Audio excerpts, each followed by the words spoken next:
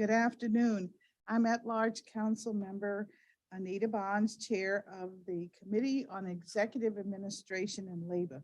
The time is 1:32 p.m.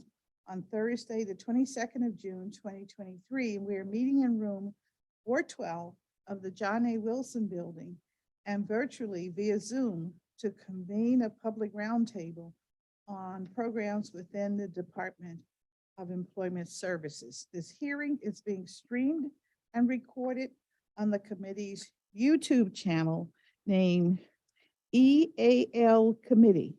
It is also available on the DC Council website at www.entertainment.dc.gov.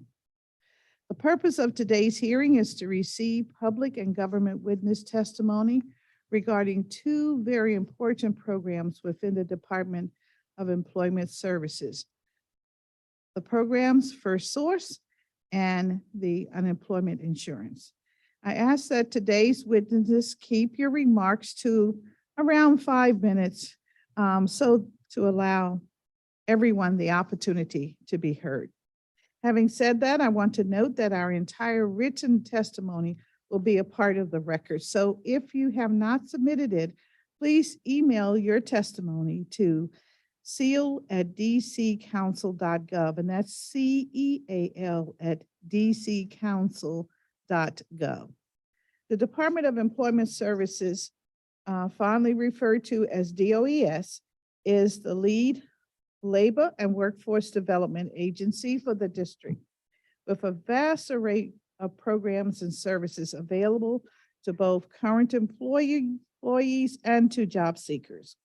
DOES administers the district's First Source program, which enables that district residents benefit from new jobs created by municipal funding.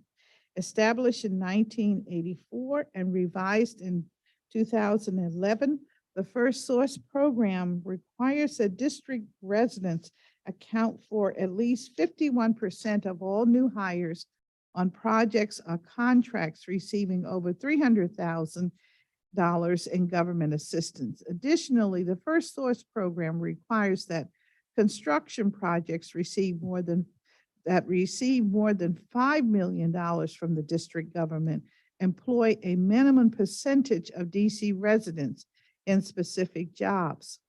District residents must work at least 20% of the journey worker hours, 60% of apprentice hours, 51% of skilled labor hours, and 70% of common laborer hours.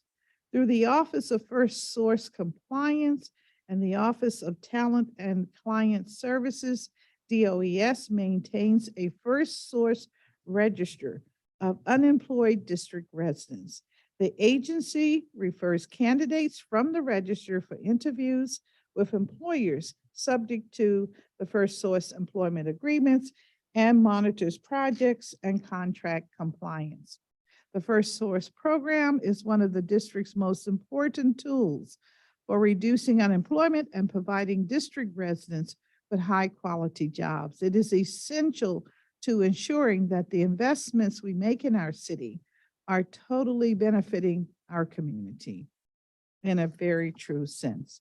Today, I hope to discuss the details of this program so the public may better understand how it supports our local workforce. I also look forward to hearing from members of the public, especially those involved in the construction trade, about how we can improve the effectiveness and impact of our First Source program. DOES also administers the district's unemployment insurance program within the Office of Unemployment Compensation. The district's Office of Unemployment Compensation, OUC, is a resource to help district residents, workers, and employers overcome workforce challenges. Unemployment insurance, also called unemployment compensation or UI, is a program that pays benefits to people who lost their job through no fault of their own. Unemployment insurance provides temporary financial assistance to qualified individuals who meet the eligibility requirements of the District of Columbia. And these benefits are managed by DOES and funded by the taxes paid by DC employers. The primary goal of the unemployment insurance program is to provide temporary wage replacement to eligible unemployed individuals. So today we will examine the effectiveness of the UI program, identify areas of improvement, and receive status updates on projects that the agency has been working on. I'm also looking forward to hearing from the public about their experiences navigating the UI program. Do I have any colleagues? All right, we will move right forward and hear from our first panel of public witnesses. Our first panel, Mike Dempsey, Marcus Jackson, Nicole Dooley, and Kunta Bedne. And if you would take your guess, please come up to them. And when you are ready to speak, if you press the button, the red light comes on and you know you're on the mic.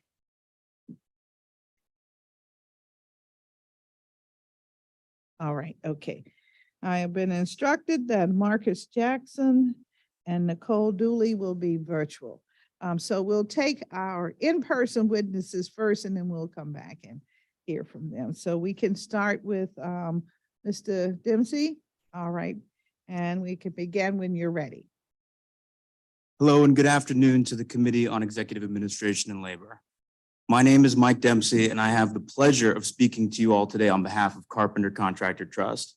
We are a labor management trust that works to amplify the voices of our signatory contractors. I have lived in Washington, D.C. for the past decade and have seen firsthand how First Source has elevated members of our community into the middle class. First Source under the Department of Employment Services plays a fundamentally important role in the construction space across Washington, D.C. When DC residents are prioritized in working on the economic development of Washington, DC, the entire city benefits. Organizations that are pushing to diminish First Source are taking jobs from hardworking residents. These organizations are committed to one thing, whittling down First Source with lawsuit after lawsuit and complaint after complaint, stripping it of any value and outsourcing worker training groups that have no commitment or belief in the workers of the city. If we give up this fight as a community, we are saying that DC doesn't have skilled workers or people willing to get into the construction space. Our signatory contractors and our local union partners believe in DC and want to offer workers here not only a job, but also a career. Our organization goes to job fairs and recruiting events in the city every week. These rooms are packed from wall to wall with bright and talented men and women that want to work on these high-paying construction jobs. So why are we seeing the same faces week after week at these fairs if opponents to First Source say they can't find workers? Because our opposition does not want a local workforce, they want a cheap one. These organizations claiming they can't find a local workforce are flouting the First Source law and getting waivers without any good faith effort to work with the workforce development groups in this room or the union contractors that are ready and able to staff these projects. Our contractors every day work with the best that DC has to offer. And if anything, First Source must be strengthened, not altered and weakened for the benefit of organizations that have never once attempted to build and nurture a DC-based workforce and continue to fail over and over again, attempting to change the law just to benefit their own bottom line. First Source gives DC residents the priority to work on jobs funded by their own tax dollars. When DC residents work on local jobs, they spend their money right here. And if these jobs are taken away, money will be taken away from the local economy. DC has the talent. DC has the signatory contractors ready to do the work. The only question is, do we have the strength as a community to stand up to these dark money groups who have never once cared about the contractors, businesses, and workers in this community? First Source must be strengthened and protected, and I thank the council for your time on such an important issue today. Thank you very much for your testimony. We'll now turn to Mr. Benet. All right, take your testimony now. Honorable members of the DC Government Council, ladies and gentlemen, thank you for allowing me to speak today in support of First Source. My name is Kunta Bettany. I am a council representative for the Eastern Atlantic States Regional Council of Carpenters.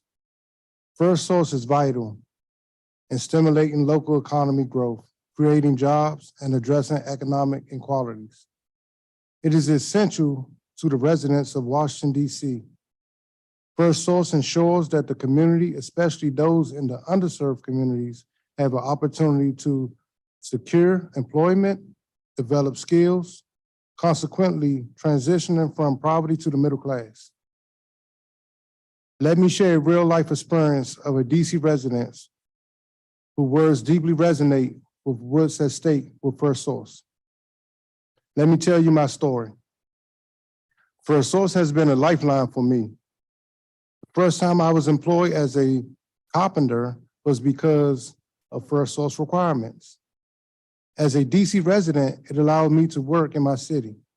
I saw firsthand how First Source created a pipeline for DC residents to receive training to employment. Without First Source, I don't know where my life would have ended up.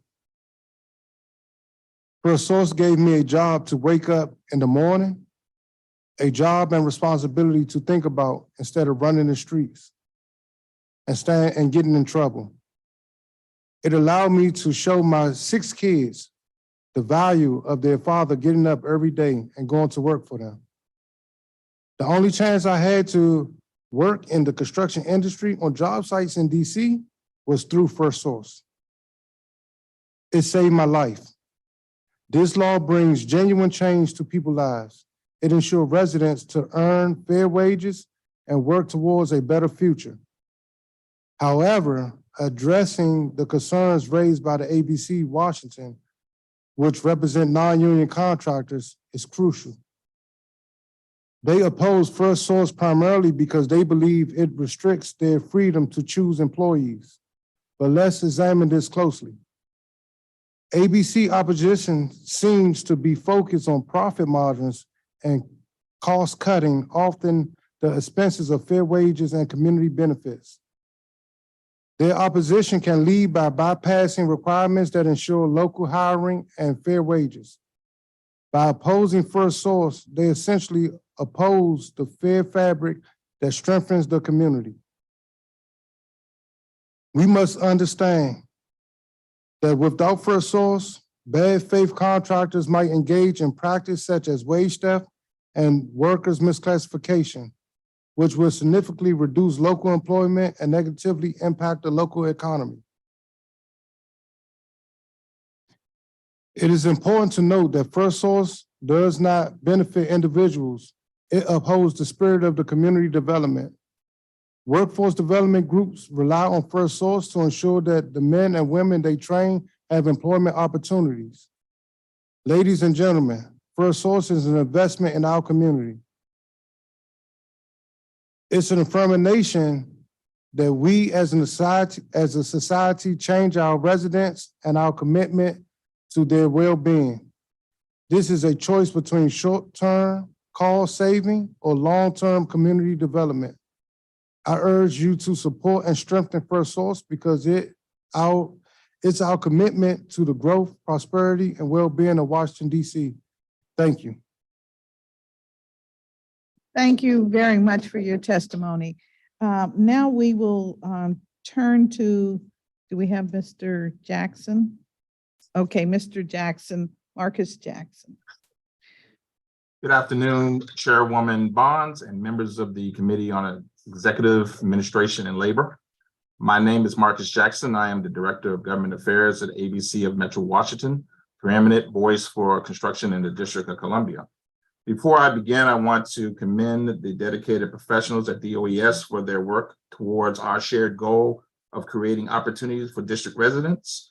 Over the past year, we have conducted quarterly meetings with key DOE staff to create an open dialogue about First Source, and have arranged webinars for DC DOES staff to provide an overview of the district wage theft law to our members. We have always found DOES personnel to be responsive and professional, for which I want to say thank you on behalf of ABC's more than 500 member companies. Through no fault of DOES, First Source compliance is currently a nightmare for construction firms in the city. The hiring threshold, particularly for skilled laborers, are nearly impossible to achieve in today's marketplace for labor. Consider that unemployment rates in the District of Columbia at the close of 1983 and 2011, when the program was first implemented, and when the last amendments were 8.5% and 9.9% respectively. This is roughly double the current unemployment rate of 4.5% and nearly triple the unemployment rate for construction workers, which stands at around 3%. The First Source law and its last major revision were literally enacted during a different era. In today's labor market, for construction, it can be impossible to locate and hire enough district residents to work and meet First Source thresholds. This is especially true for skilled laborers. As one of our members recently put it, if you are an apprentice or a journeyman, you already have a job. This leaves companies, or this leaves firms in a different position for nearly all construction firms that operate in the district. The difficulties of complying with the First Source, coupled with the threat of reportable penalties, keep them from working on district assisted projects. It is simply not worth the hassle. This reduces competition, leads to greater costs for DC residents and DC taxpayers. Anecdotally, we believe that the First Source projects can cost the district as much as 25 to 30% more on non-First Source projects, similar size and scale. Fortunately, the current First Source law permits the mayor to waive the law's hiring and hours worked requirements if beneficiaries enter into a special workforce training and placement arrangement with the DOES.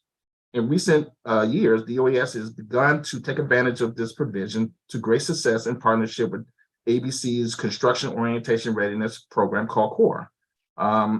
You will hear from one of our ABC members today during this discussion. They will talk about their experiences and how they have implemented the program.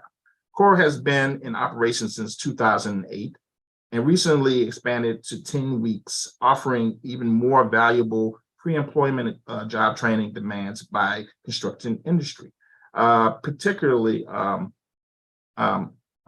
workers with basic knowledge and skills need to for employment in the construction industry. The CORE program includes specialized instructions for the following areas: enhanced safety instruction, construction math, hand-powered tool operation, instruction to blueprint reading, employable skills, communication skills, and material handling. While the current First Source law permits companies to use special workforce training agreements in lieu of the hiring and hours work requirements, there is no certainty that this option, which again is already part of the law, will be available to them, or what the specific requirements of the arrangement will be.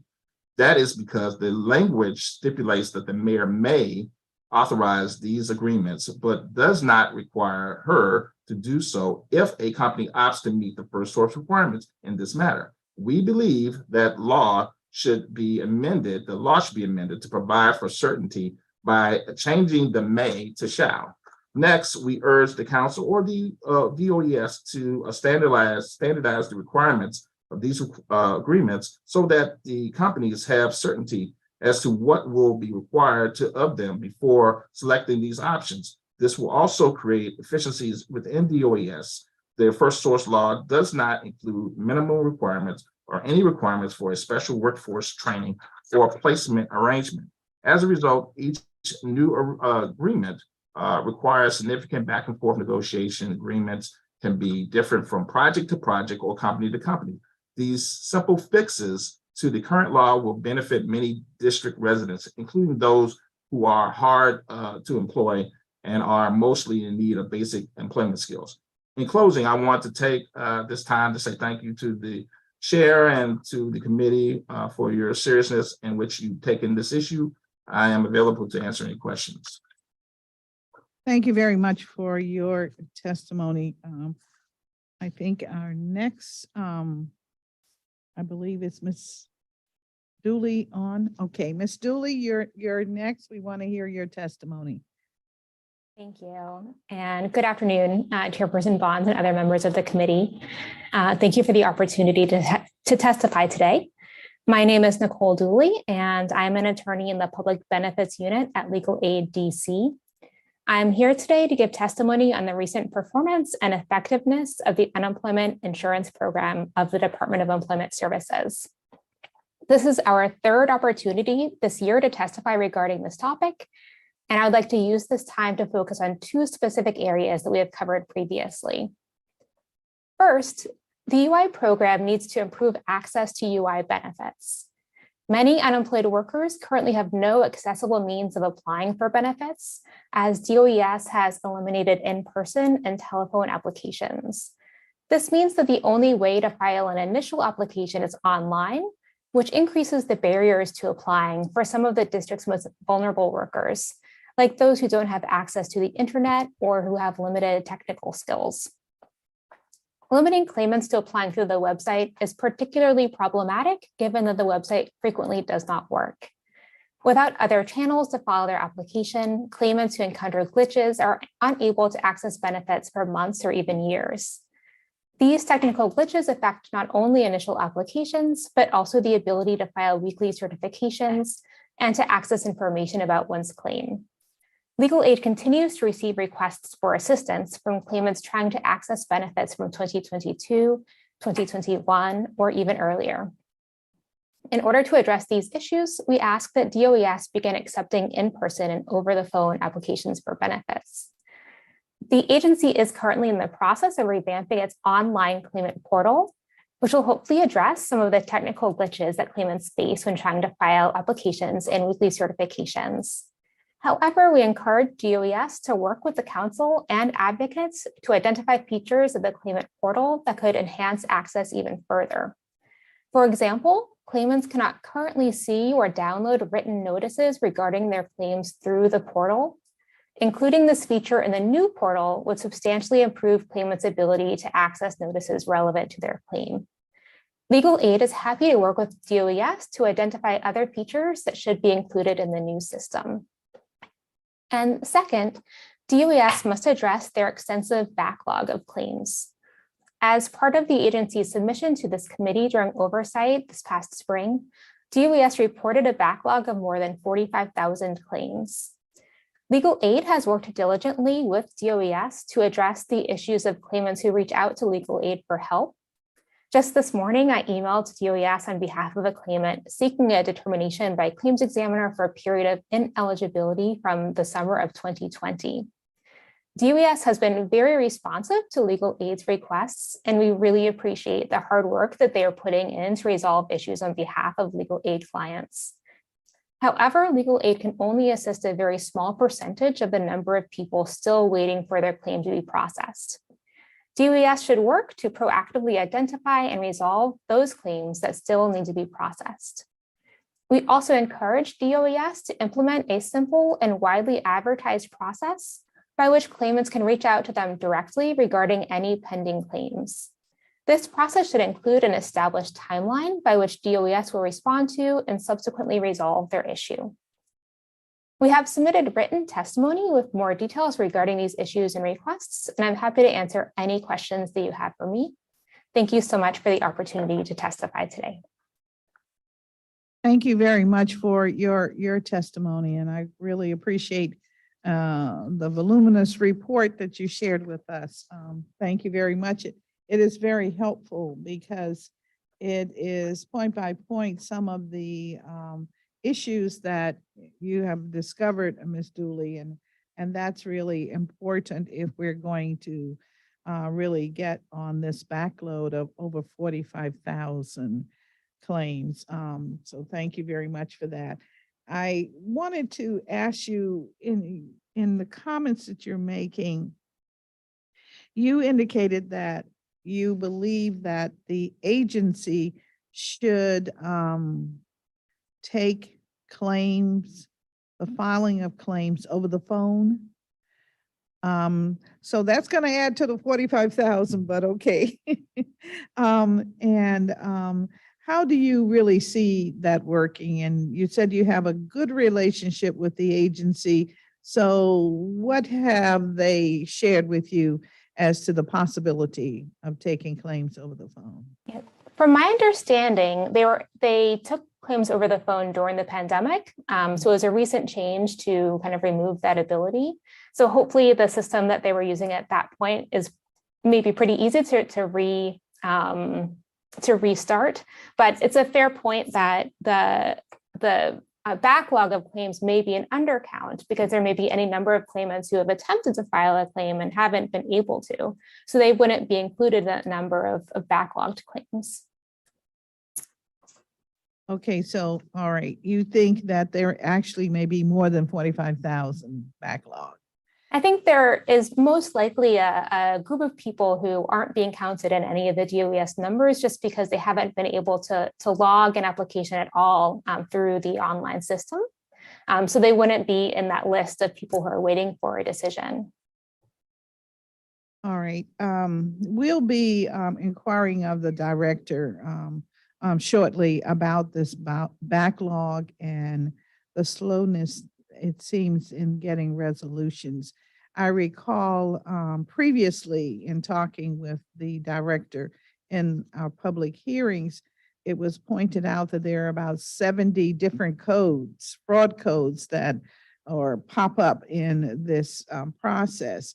And that's very concerning, to be very honest with you. And how many of those are popping up on a regular basis? It seems that most of them are related to lack of total filing information. And so let me ask you, if we were to go back to the pandemic use of the phone, do you have data that would indicate the reliability of the phone system? That is, was it more reliable in getting all of the documents ultimately needed for processing better than when you submit it through the so-called website? Understand the process. The information collected over the phone is the same as information collected through the initial online application. Neither of those initial processes is used to submit a supplemental documentation that someone would need to, if there is a fraud or an ID check flag that comes up. At that point, from the way I understand the process, DOES then reaches out to the claimant to supply their ID or their social security card. Okay, and so that information is what, submitted in person? Is it required to be submitted in person? I believe currently they are requiring claimants to submit it in person. During the pandemic, many claimants submitted them via email. Ms. Director Morris-Hughes may be able to speak more to this. I think there may have been security concerns about the use of email to submit those documents, which may be why that in-person submission is required now. But we're open to any possibility of expanding the ways by which people can submit those documents, because many of our clients sometimes have trouble making it in person to DOES offices. Okay, we will examine that issue with the director. Thank you very much for that. Thank you. Thank you for your testimony. And again, thank you for the volume of information you supplied us with. Thank you so much. Of course, thank you. Let me turn now to Mr. Jackson. Mr. Jackson, can we talk for a minute? Sure. Okay. You are saying that you want the language that is in the current law that says the mayor may exercise the waiver to be changed to that the mayor shall exercise the waiver. Can you really help us to understand how those who are seeking employment in construction will benefit more from the waiver process than through the process that is currently in place, where we actually mandate certain categories of employment must be DC residents. Correct. I think that it's more about our member companies, those that are construction companies in the city, having more of the ability of having certainty in the process. I think it's more process driven than anything else. I believe that this will enable and aid citizens, residents of the District of Columbia have an opportunity for more employment opportunities if there's better certainty in the process. But predictability, certainty, instead of saying that, yes, you can, you may use the alternative plan, it would probably be more efficient if it said you shall use the plan as an option. That's basically what we're seeking. All right, so the companies within your organization are somehow, are they feeling that the government is not implementing the waiver process correctly, or to their benefit, or to the city's benefit? What's the Right. problem with the waiver process? Yeah, I just think that just the efficiency portion of it. And to be honest with you, in this hearing, we'll have one of our member companies that could probably speak to that issue more efficiently than I could, but certainly in sharing what their experiences have been in trying to hire DC residents. But I think that if you give the an opportunity, the companies and the residents an opportunity for training opportunities, I think that it would be more efficient for the city to allow our core program or programs such as core to exist.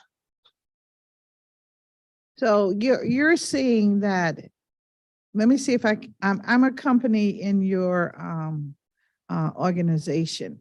And so you're saying, instead of me looking or following the current guidelines for First Source, you are giving me or proposing that I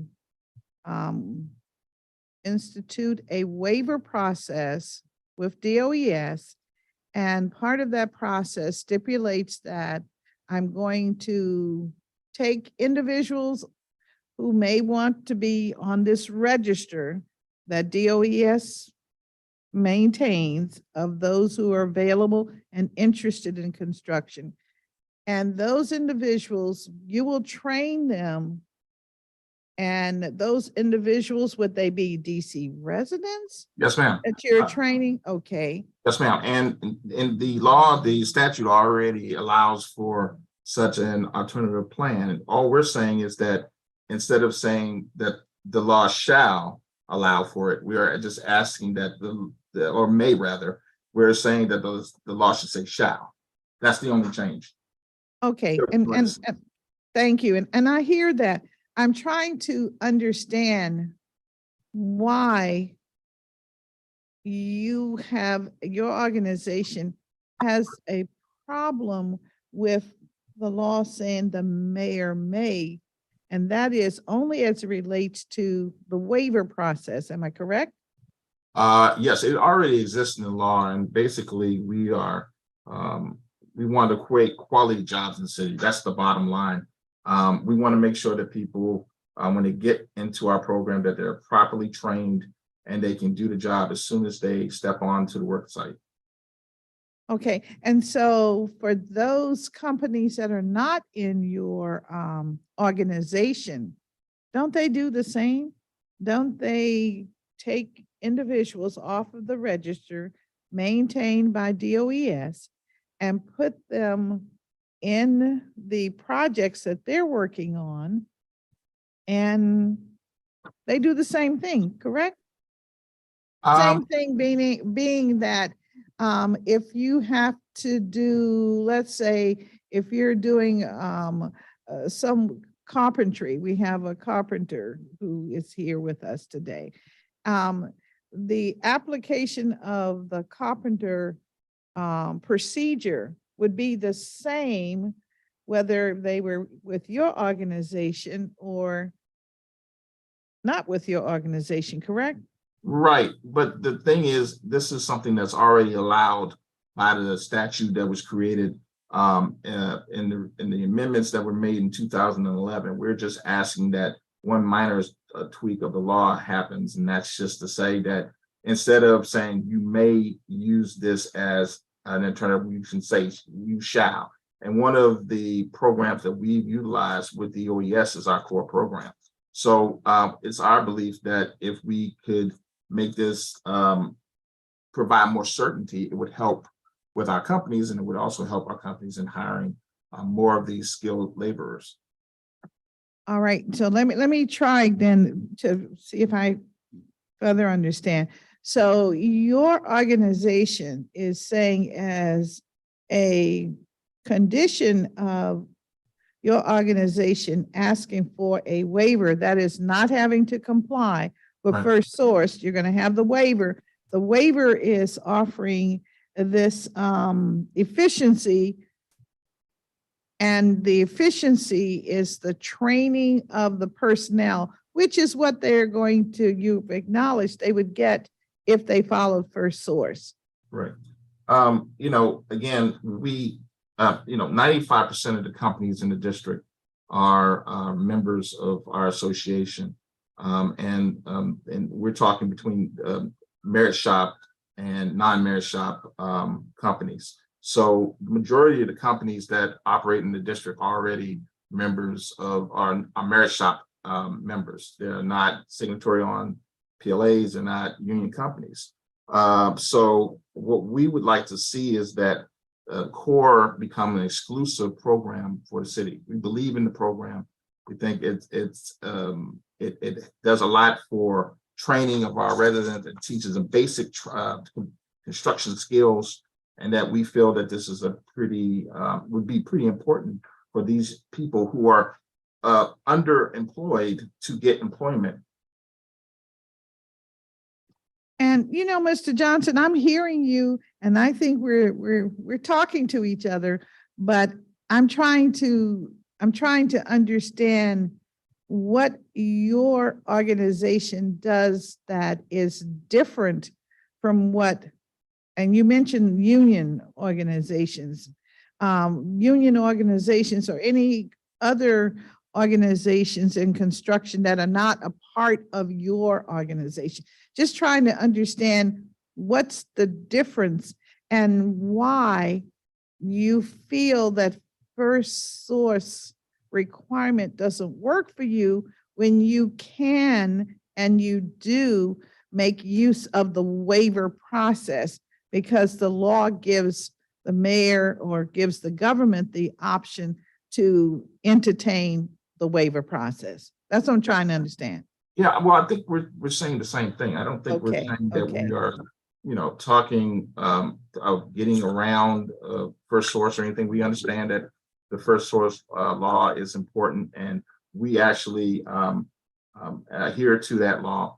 I just think that what we are looking for, and I say this again, certainty in the process and how these cases are looked at, or how when our members go to the OES, we're saying, hey, it's a company by company basis, it's a job by job situation. It's no certainty, no, you can go in, one of our companies can go in for approval, and for whatever reason, they're not the opportunity to use the core program. So it's never apples to apples comparison. It's always apples to oranges.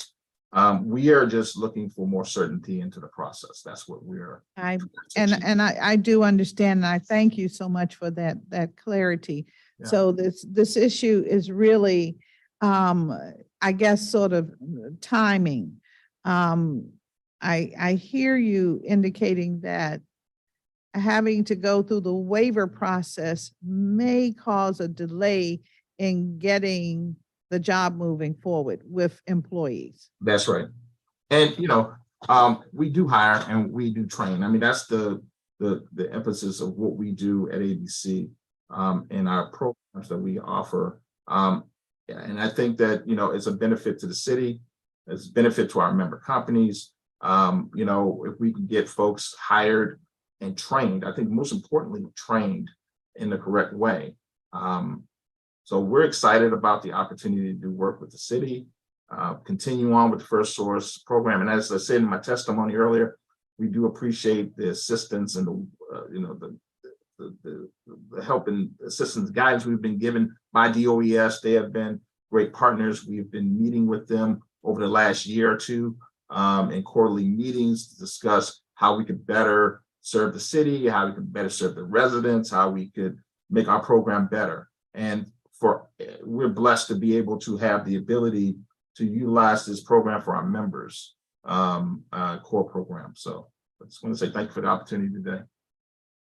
Well, thank you very much for that. I am glad that it is working. Maybe not as efficiently as you have indicated you would like for it to work. So I do understand that. Do you have data that could inform us as the number of organizations that have had to go through the waiver process over the last 3 years since for us, we counted in FY years, as you know. So FY, let's say 2022 through current. Yeah, no, I don't have that information with me today, but I can do my level best to try to provide you with that information. All right, that would be very helpful. And if you're making the case that there was some delay, if you could indicate how many work hours of delay were generated because you went through the waiver process.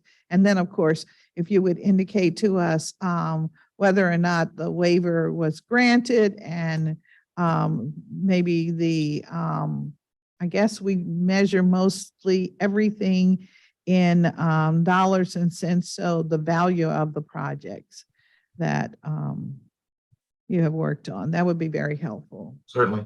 All right. And maybe in 10 days? Okay. All right. Thank you so very much for that. Then I wanted to ask Mr. Dempsey and Mr. Benny. Okay, Benny, Mr. Benny. Oh, okay, I'm sorry, Mr. Dempsey. Okay. Mr. Benny, can you talk a little bit about how First Source really has helped? You're representing the Eastern Atlantic States Regional Council of Carpenters. Can you talk about how your organization has used the program, the First Source program, and the benefits? Yes, thank you, Chair. Simply, we love the First Source program because when we work on PLAs in the city, it gives us a great opportunity to work with workforce development programs that's mostly funded by DOES. So it gives us a partnership with going into the communities and helping people get from poverty to the middle class, such as myself. All right. And so in utilizing First Source, do you find that those in community that you engage in the projects feel that they are getting the training that they need so that they can go to multiple projects? In other words, continue, so it's not just a one-time gig, so to speak? Yes, so once we get apprentices inside of our apprenticeship, we teach all aspects of carpentry. So they will learn concrete, metal framing, doors, hardware, drywall, scaffolding work. They will get certifications in everything that we teach at our training facility. So once they get from like one job, they go to another job, and they will get different training in different aspects of carpentry. So how many members do you have in your association that are DC residents? Do you have that information? Yes, we have around 500 members, somewhere like that, of DC residents inside of our organization. And we would like to grow that more. We need more PLAs. We would like to get, we are not afraid to go inside of the underserved communities and give people opportunity. I was just listening to the man, Mr. Jackson, and the numbers he was saying was they have 95% of contractors in DC. So with 95% of contractors in DC, their organization shouldn't have no problem with finding DC residents. If we had 95% contractors in DC, I'm telling you, the half of the city will be living in a better place. Crime will be down, organizations will be doing better, and it'd be a great partnership to work with the workforce development groups. All right, so you're really helping us to understand that the first source agreement is a process that we use in the city to only on union jobs. Is that what it is? No, so first source is like is used for projects over 300,000 in which the city fund projects. So mostly on PLAs is where unions really get a chance to work with contractors. We're looking for ways to how can we work with more contractors. Specifically, I could talk about one job that's going on now is at the UHS at the St. Elizabeth project. We're working with a contractor there, and they specifically tasked us with providing them with all of the DC residents to go through our apprenticeship program. Okay. So your concern about the first source program is all accolades. You like it, it makes a difference, and it really helps us to make sure that we have DC residents employed. Yes, ma'am. As you know, this program, when I explained to a lot of people, this law was put in place because simply DC residents wasn't getting on the jobs. So the council had to come up with something to say, hey, if we're going to spend our money, we need to hold you accountable for making sure that the residents get a chance to work on these jobs. So we love the program. We think the program is an excellent way to build relationships with workforce development. And it holds people accountable, right? For city money, right? If we get in city money, we should be making sure that we invest and back into the community and giving people an opportunity to change their lives. So your apprenticeship training, how long is that? What's the duration of that? Our apprenticeship program is 4 years. 4 years? Yes, ma'am. It's a 4-year program. They do end up with 24 college credits towards a construction management degree when they do finish our program. So we don't want you to just come in and become a construction worker. We actually want you to come in and have some type of leadership and get in a project manager, an engineering job, an estimator job. So we want to open that door for you through our apprenticeship program.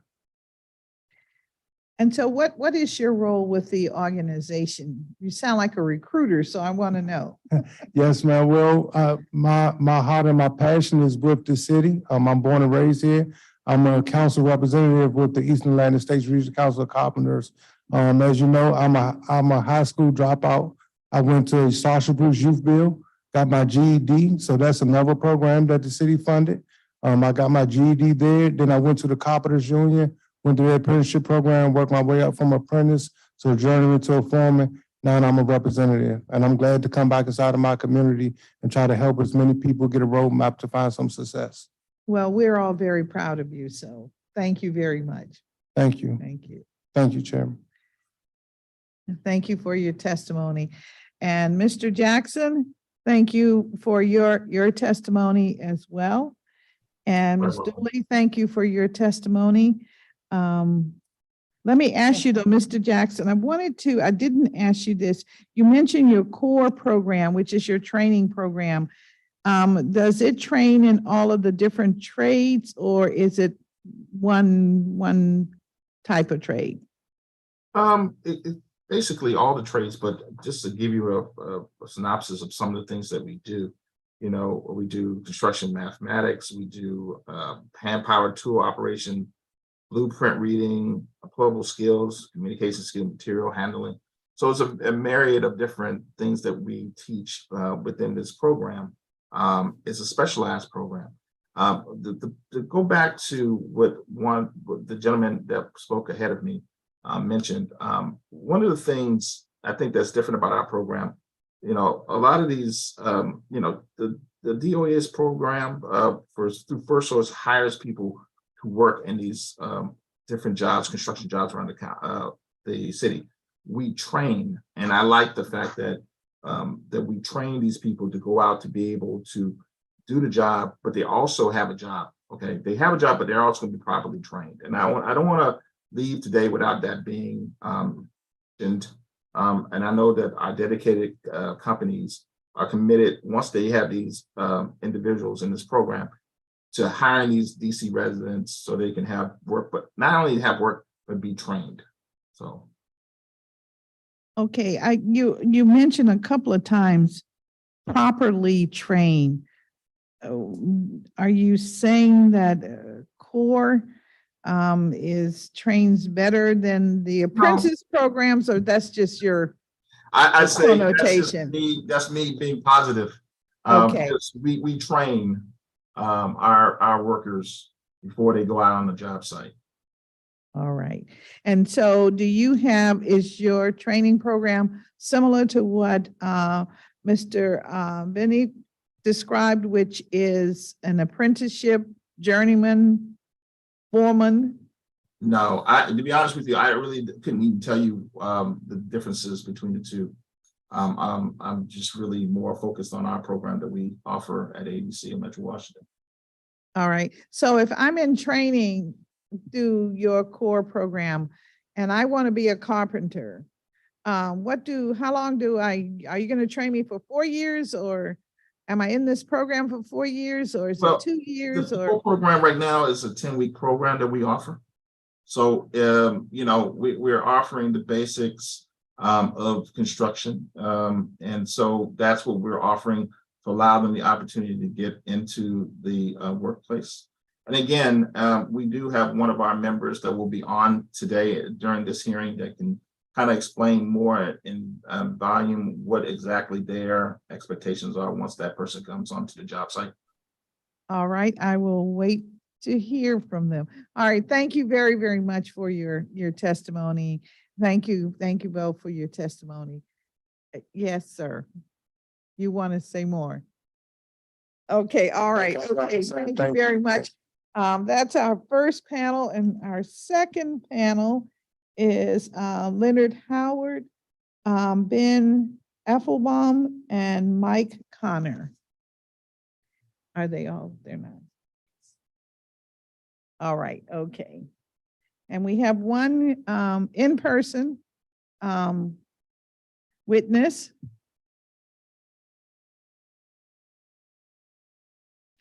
All right. Mr. Connor, we're going to start with you. You're in person. All right. Floor is yours. Thank you. Good. Good afternoon to the Committee on Executive Administration and Labor. My name is Mike Connor, and I'm here to talk today about First Source. I'm a combat veteran as an Army Ranger. I am a union member, and I am proud every day to work with the men and women of Washington, D.C. who want to work in construction across the district. First Source is a vital part of giving opportunity to DC residents who want to build their city. I firmly believe the most invested people in making sure Washington, DC is ready for the next generation are the men and women who live in DC, who have chosen to raise their families in DC and have committed their lives to DC. They should be given the priority on the jobs in their own city because their tax dollars are funding these construction projects. Their tax dollars should be used to create jobs that they could never earn. Their tax dollars should not be used to create jobs that they can never earn or be given. First Source is the way we are giving opportunities to the people, the men and women who need it most. The union carpenters I have the honor of working with every day in Washington, D.C. are the best the city has to offer. Workers should be able to stay in D.C. and work right where they live. When DC residents have to boom out of the city every day for work, they take their talents and their finances with them. Every job site, every tower crane you drive past, these are life-changing, family-sustaining jobs for DC residents. The next time you walk past a job site, check the license plates on the trucks. You're not going to see a lot of DC plates, I can tell you that right now. That should not be acceptable for a city with such talented workers ready to build a future for DC. If we want to grow the next generation of DC workers, let's strengthen First Source and give DC residents a chance to build their own city. Thank you. Thank you very much, Mr. Connor. All right, okay, thank you. And now we'll hear from Mr. Applebaum. John, okay, Good afternoon, Chairperson Bonds and Committee. all right. My name is Ben Applebaum, and I'm a director at James G. Davis Construction Corporation, a general contractor based in the DC metro area. Thank you for allowing me to share some perspective and experience navigating the district's current First Source law. After the First Source law was amended in 2011 to require labor hour quotas, for example, 51% of skilled labor hours on any given construction project must be worked by district residents, Davis declined the opportunity to pursue any project that required compliance with this labor hour quota. The reasons are twofold. First, the labor hour quotas are not achievable. The feedback from the subcontractor community is that the local workforce is simply not there to meet the quotas in almost all cases. The second reason is the harsh penalties for noncompliance, which include significant monetary fines and a potential for debarment, a devastating event and a major deterrent. Since noncompliance with the labor hour quotas is a virtual certainty, Davis determined that the risk of pursuing a First Source project is too great unless the district approves a viable alternate plan to replace the labor hour quotas. As you've heard some other testimony today, the current law permits the mayor to enter into an alternate First Source plan that substitutes labor hour quotas with some other requirement. This is a positive in that it provides the potential for district and local contractors to satisfy the underlying goals of the First Source law in a way that is both achievable and effective. But because the First Source statute lacks guidance regarding when an alternate plan should be used and what the plan should look like, obtaining an alternate plan in practice can be challenging and unpredictable. For example, Davis is currently working on 2 different projects for 2 different developers, each with an approved alternate plan. The alternate plan for the first project was approved by DOES in 2022. That same alternate plan was presented to DOES for the second project in 2023, but DOES did not approve it for the second project. This lack of consistency makes it difficult for developers and contractors to predict what rules will apply for their particular project, creates the opportunity for an uneven playing field, and it's a further deterrent to pursuing projects that require First Source compliance. Ultimately, DOES approved a different alternate plan for the second project. I want to share a bit about why this approval was so monumental and why Davis believes an alternate plan focused on job training can provide a better outcome than labor quotas. Without the approved alternate plan, it's very unlikely that this project would be built. Because labor quotas are unachievable, neither Davis nor our competitor general contractors would agree to build this building without an approved alternate plan. In fact, approval of the alternate plan was the last hurdle preventing this project from starting. Because the alternate plan was ultimately approved, district residents will benefit from the construction of 93 brand new affordable senior housing units. As a result of the approved alternate plan, 20 district residents will be enrolled in a 10-week construction training program to provide them with the essential skills needed to obtain a job in the construction industry. And all graduates of the program are guaranteed job offers upon completion. If the goal of the First Source law is to provide district residents with meaningful employment opportunities, an alternate plan focused on job training for DC residents is an effective way to meet this goal. Based on our experience, an alternate plan focused on job training creates success for all stakeholders. First, there is success for district in ensuring that expanded job opportunities for its residents. Second, there is success for district residents provided with entry into meaningful careers. Third, there is success for contractors able to expand their workforces with qualified trained applicants. Fourth, there is success for developers that can bring needed projects to market. Fifth, there's success for the community benefiting from the new development. Success for all. This is our mission. Davis respectfully urges this committee to expand the First Source statute to firmly establish alternate plans centered around job training instead of labor quotas as an acceptable program for every project, and to establish objective criteria for all alternate plans to ensure consistent application. This will generate a skilled local workforce for our future. Thank you for your time. Thank you very much for your testimony. Mr. Leonard Howard is our next witness. Mr. Howard?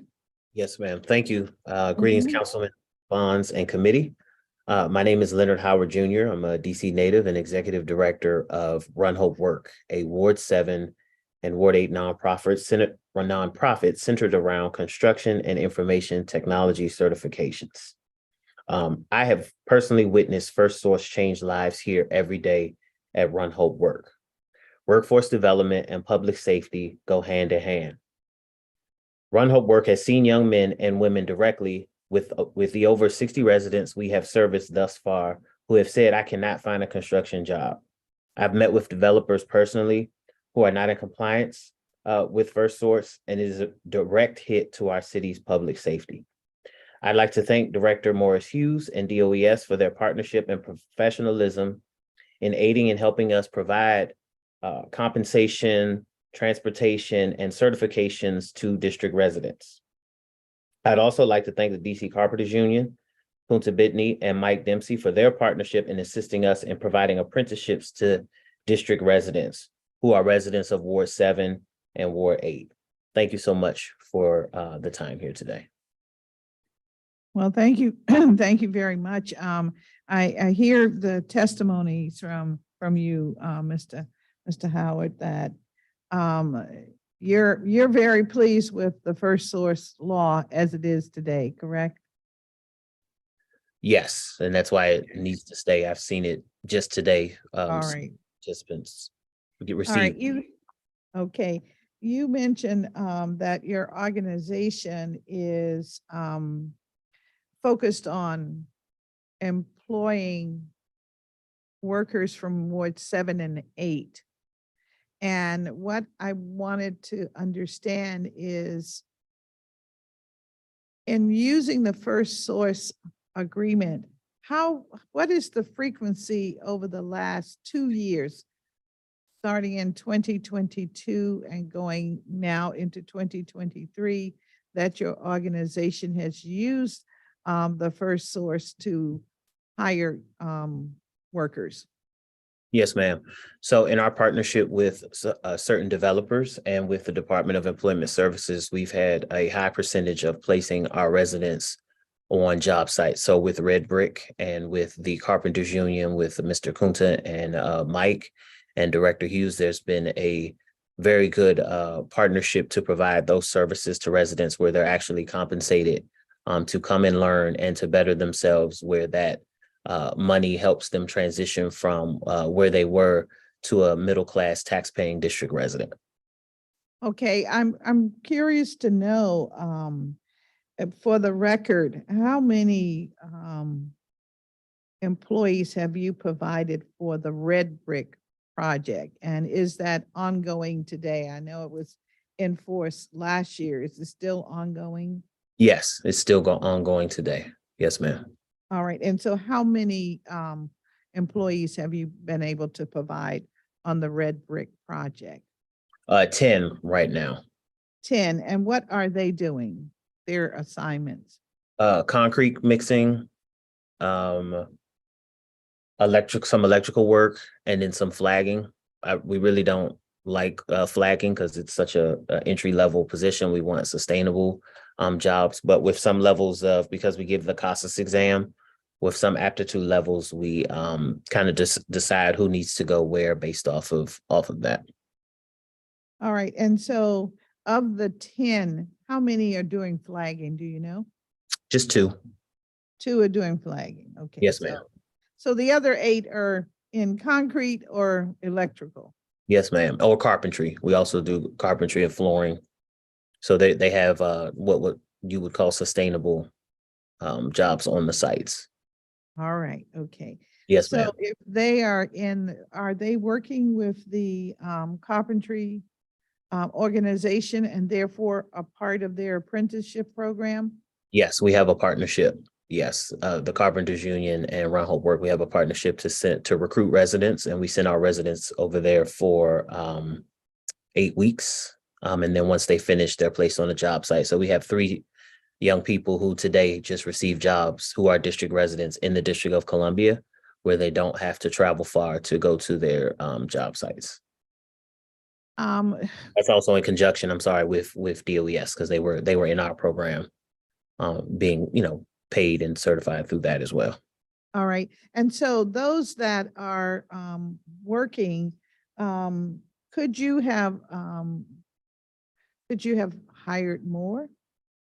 Well, we have another cohort starting. So we have about 50 folks who are starting our new cohort in the middle of July. So So you said 50, Yes. 50. All right. Okay. Yes, we have some very good recruiters. That's so with the Carpenters Union, how many do you have working within the Carpenters Union program now? You said Red Brick and Carpenters. Yes, so the cohort that's just finishing, it's 14 of them. And so right now is 3 of those 14 that are being placed, but they're being placed every day until the cohort is over on the 30th, and then the new cohort starts via our Okay. Yes. Okay. And the other 11, what are they doing? So they're going to work for a small developer who has a bunch of flooring contracts in the district. So they're going to go there, and then 2 are going to Melwood to do some flagging and some partnerships. So everybody in our construction cohort that's finishing in about a week or so has a job. All right. So your organization has been around since 2020, 14. 2014. Yes, ma'am. All right, big question. Since 2014, how many Ward 7 and 8 residents have you hired? So I can speak to the last 2 years in Okay. terms of, is that okay? So in Yes, the it last is. 2 years, our placement percentage is 71%. And so that's under my leadership in terms of Round Hope Work. I couldn't speak to anything before that. So that's 71%, and that number represents how many bodies, individuals? About 100 district residents. And that's not including the 14 that are finishing in a week, the other 50 that are starting on July 17th. And then we'll have 2 more cohorts before January of 2024. All right. And so what has happened to the 100? Where are they? Are they in ongoing jobs, apprenticeship, journey persons, men, women? Yes. So the last cohort, not the one that I'm referencing that's finishing in a week, the last cohort was actually, they were all hired to work on the Capitol for a developer who was fixing some of the things from the insurrection.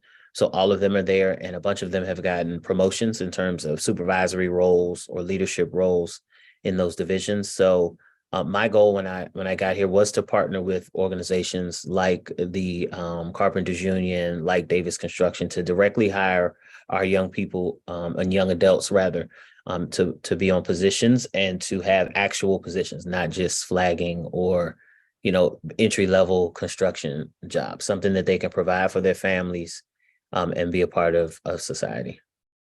All right. So of the 100, how many are working with, you said, the contractor who's doing the Capitol? So that cohort, those folks are going over. So it's about 8 of them that are going over with her in terms of her flooring contracts. And those jobs should last about 2 years. And then as she rotates to other contracts, she's taking them with her. Okay. All right. So Mhm. what I'm trying to understand is the disposition of the 100 that you were working with initially, and where they are. Are they still working? Are they in training? So they're still working. They're still Well, you said 71%. I'm sorry, you told us 71% are working. Yes, ma'am. Correct? Yes, right. Okay. Yeah. And so the 29 or so that are not working, what happened? Why aren't they working? Well, there are standards and regulations to every place of employment, and we consider Run Hope Work a place of employment. So some of them didn't meet the standards in terms of our employer partnerships. And so they were dismissed, and we did try to find some other levels of employment in terms of helping every resident. So for example, we started the cohort at the beginning of the spring that's finishing in a week. We started with 20 and we're finishing with 14. So those that were dismissed were because of non-compliance with the Run Hope Work way, or they were not in compliance with what DOES requested of us or with our employer partners. So we're establishing a level of professionalism. So by the time they get to companies and developers, that they are suited to work and are professional. All right. Well, thank you very much for that information, and thank you for the work you're doing to make sure that we are getting our, Ward 7 and 8 jobs. That's important because that's one of the areas we always hear complaints of. Where are the jobs? How do we get there? And Yes, so ma'am. Yes. thank you very much for that. Really and truly. You also did something interesting. You mentioned that you also provide work crews or individuals to Davis Construction.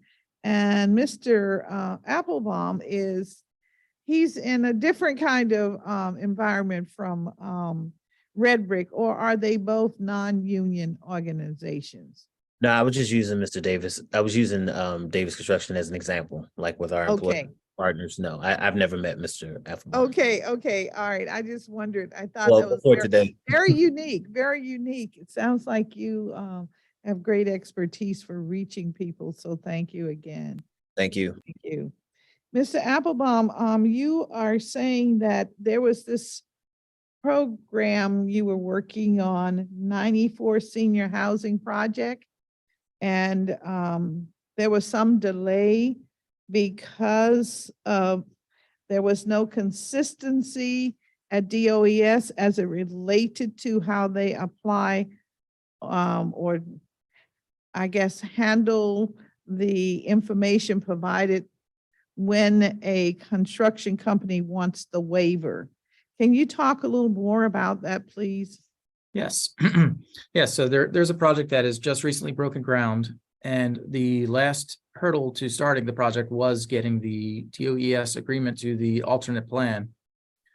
And this was a time-consuming process. There was actually another contractor that was previously engaged on this project, and they presented their alternate plan.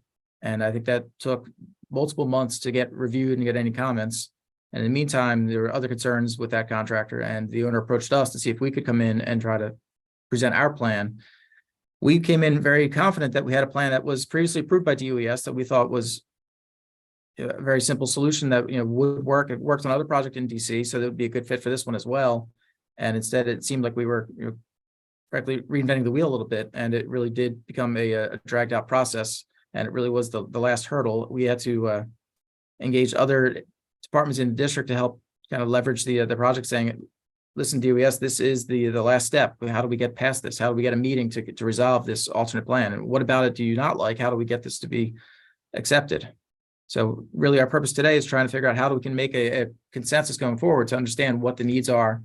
We think there are alternate ways to achieve getting more DC workers. And that's what we just want to have, that consistency. Thank you very much for that comment. That's very, very powerful. Thank you so much. I needed to understand what might be some of the hurdles that we're facing with the First Source program. So thank you for that. You do indicate that this issue, you say that labor goals are not achievable, that the labor hour quotas are an issue. Can you talk more about the labor hour quotas and how they are problematic from your vantage? Yes. We want to meet the guidelines. We'd love to have 51% of the workforce be district residents, but again, our subcontractor community says they just don't have that many workers on their teams. part of it is that they're committed to other projects as well. So they're working in DC, they're working in Virginia, they're working in Maryland. So the DC workers are not necessarily guaranteed to be reserved just for a DC project. They may have workers from the district, but they're already on another job in Maryland or in Virginia. They're not going to just pull them off at the start of the next one. The 70% of the unskilled labor, again, we don't have enough people to meet that. You know, the apprenticeship program, it's called out, the numbers, again, just the way these subcontractors are set up, they really are not prepared to have that kind of workforce yet. We're hopeful that by going through the training that we're suggesting, we can build that workforce going forward so we can have more and more district residents available for these jobs. But as of right now, today, when we go out to the subcontractors and ask them, do you have the ability to meet these first source standards with these quotas? The answer is no. And frankly, these subcontractors, when we tell them this is the program, they're saying we can't meet it. We're not even going to bid it to you unless we come in with an alternate plan to try to help them get there. Okay, yeah, you're causing me to pause and thinking about the labor hour quotas. When you present your waiver, let's talk about the waiver you presented. You said that took multiple months to review but it was approved, correct? Yes, And then you wanted to use it again on a similar project, but it was denied for that project. correct. Can you help me understand why it was denied? Was the issue labor hours or was it something else? It was something else. I mean, the alternate plan that was presented on both projects established a training program to try to create new opportunities for district residents. Rather than saying the 51% of the existing workforce would be DC labor, we're saying that we're going to create new jobs and we're going to send people to training through a program like CORE or similar so that they will have job opportunities upon completion of the training. And so so in both instances, this plan that you presented and got a waiver for initially, when you came back, and another project, you were trying to use the same approach and you were not able to get the waiver. No. Why not? I'm trying to understand the nuances, the headaches that let's say First Source may be a drag on, I'll say, the efficiency of getting projects done.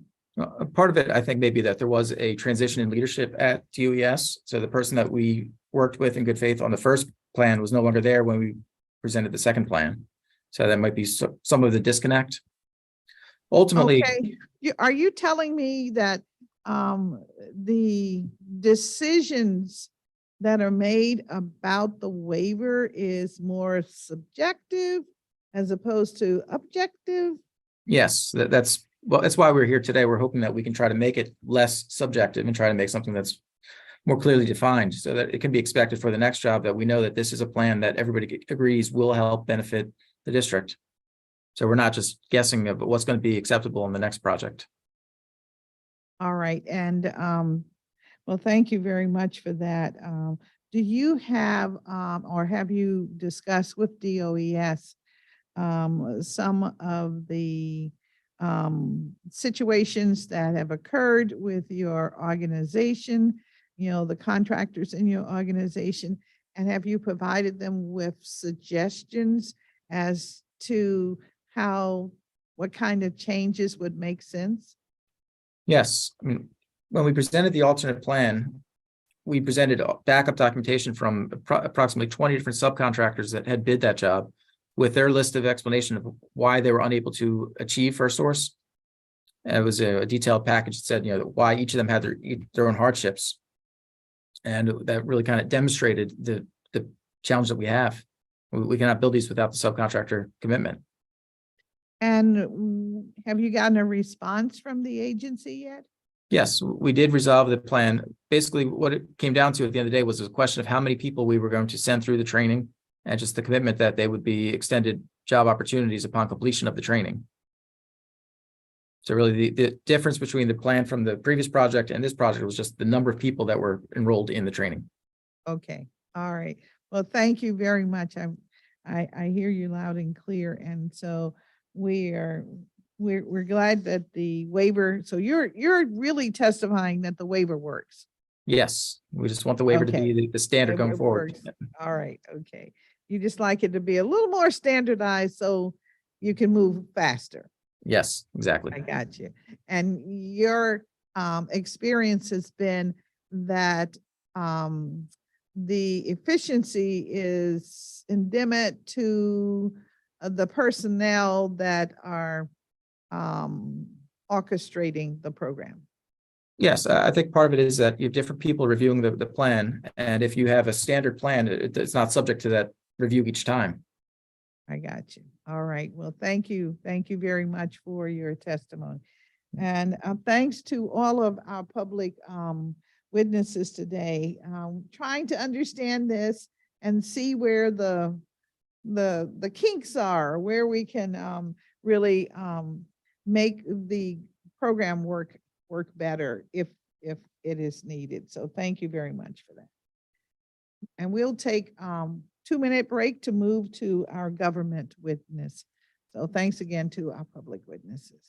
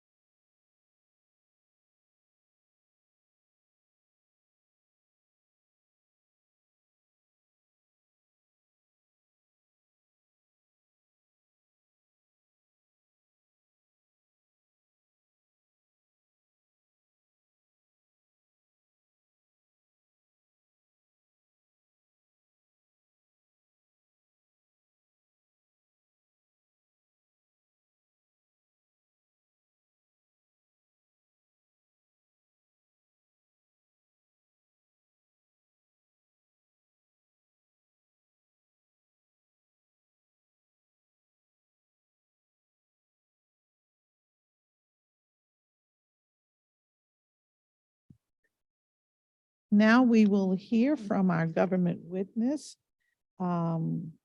Director Unique Morris Hughes of the Department on Employment Services.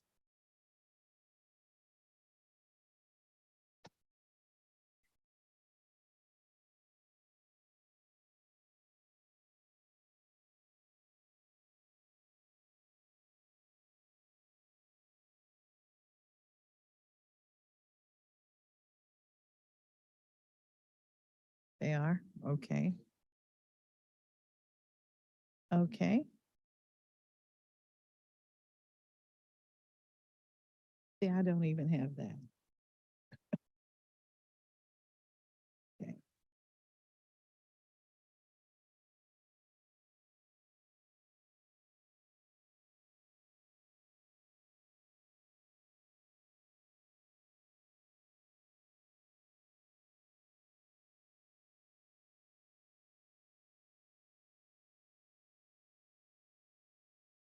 We have just a little technicality, everyone, trying to get the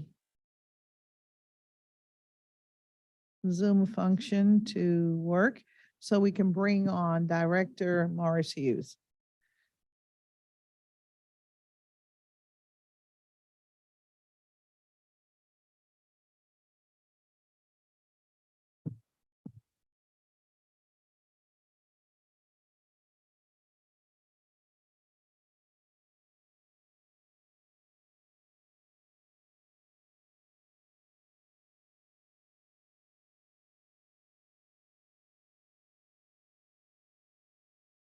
All right, I see Director is in the room. And Director Morris Hughes, we'll swear you in.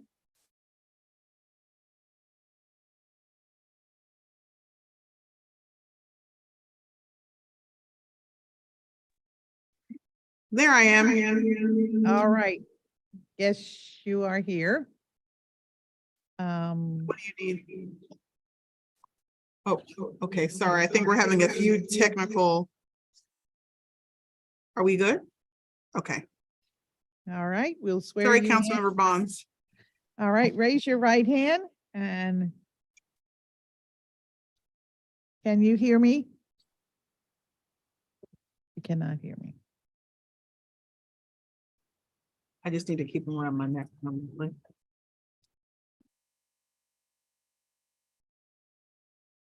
Okay, I think we're good now.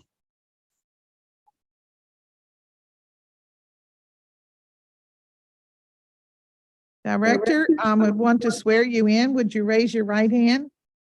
Okay, there we go. All right. Do you swear and affirm that your testimony and any statements that you make before us today to be truthful and complete? I do. All right, thank you. And you may begin when you're ready. Okay, thank you. Good afternoon, Chairperson Bonds, council members, and staff of the Committee on Executive Administration and Labor. I am Dr. Unique Morris Hughes, Director of the Department of Employment Services. Thank you for the opportunity to appear before you to discuss the work of our Office of Unemployment Compensation and Office of First Source Compliance. Our mission at DOES is to connect district residents, job seekers, and employers to opportunities and resources that empower fair, safe, and effective working communities. The programs that we're discussing today advance that mission, but in slightly different ways. My testimony today will provide a brief overview of each program, and I look forward to discussing each program in depth. The Office of Unemployment Compensation administers unemployment benefits for the District of Columbia. Unemployment benefits are available to eligible claimants who have lost their job through no fault of their own or have had their wages or salary limited. Claimants are eligible for up to 26 weeks of unemployment benefits, and currently the maximum weekly benefit amount is $444. As of June 13th, 10,385 traditional unemployment insurance claims have been filed and paid this fiscal year, with a total of $46.3 million in traditional benefits paid out thus far. Our unemployment insurance team is focused on the timely administration of benefits so that individuals have some protection and stability while dealing with unemployment. We have several process improvement projects currently in the works to increase their the accessibility of filing unemployment. For example, a grant through the Department of Labor has allowed us to contract with a vendor to improve communications with our most vulnerable and underserved communities. We're also excited to share that we will soon be rolling out a new feature that will allow claimants to verify their identities online. Following the pandemic, an increasingly complex type of fraud has become part of the UI landscape. In response, we have increased our security measures related to identity verification. This is an important measure to protect claimants' information and the integrity of the UI trust fund. Presently, we require all claimants to present documentation in person so we can verify and authenticate their identity. This is an important security measure to protect claimants' personal information and prevent fraud. Claimants must come to one of our 3 American Job Center locations with original documents that establish identity and employment authorization. To simplify the process, the agency will deploy ID.me before the end of this fiscal year. ID.me is a trusted, secure service used by various federal and state government agencies. It's a secure online technology to verify the identity of unemployment insurance claimants and applicants, allowing them to provide proof to establish their legal identity online. Today, we're also discussing the district's First Source program. The Office of First Source Compliance is housed within our Office of Wage and Hour. Wage and Hour also includes our occupational health and safety team and is responsible for the enforcement of DC labor laws and requirements. The First Source program has been in effect since 1984 to ensure that projects developed with District of Columbia funds or resources give priority to district residents for new jobs created by municipal financing and development programs. As the district's workforce agency, DOES ensures compliance by monitoring First Source statutory hiring or hours worked requirements for all district government assisted projects or contracts valued at $300,000 or more. This program has been integral to the district strategy to reduce unemployment. Our Office of Talent and Client Services works in partnership with the Office of First Source to support employers and employees in filing First Source positions by matching district residents with job opportunities. Between July 1st, 2022 and December 31st, 2022, 1,131 positions were created on First Source projects and contracts, with 594 of those positions being filled by DC district residents.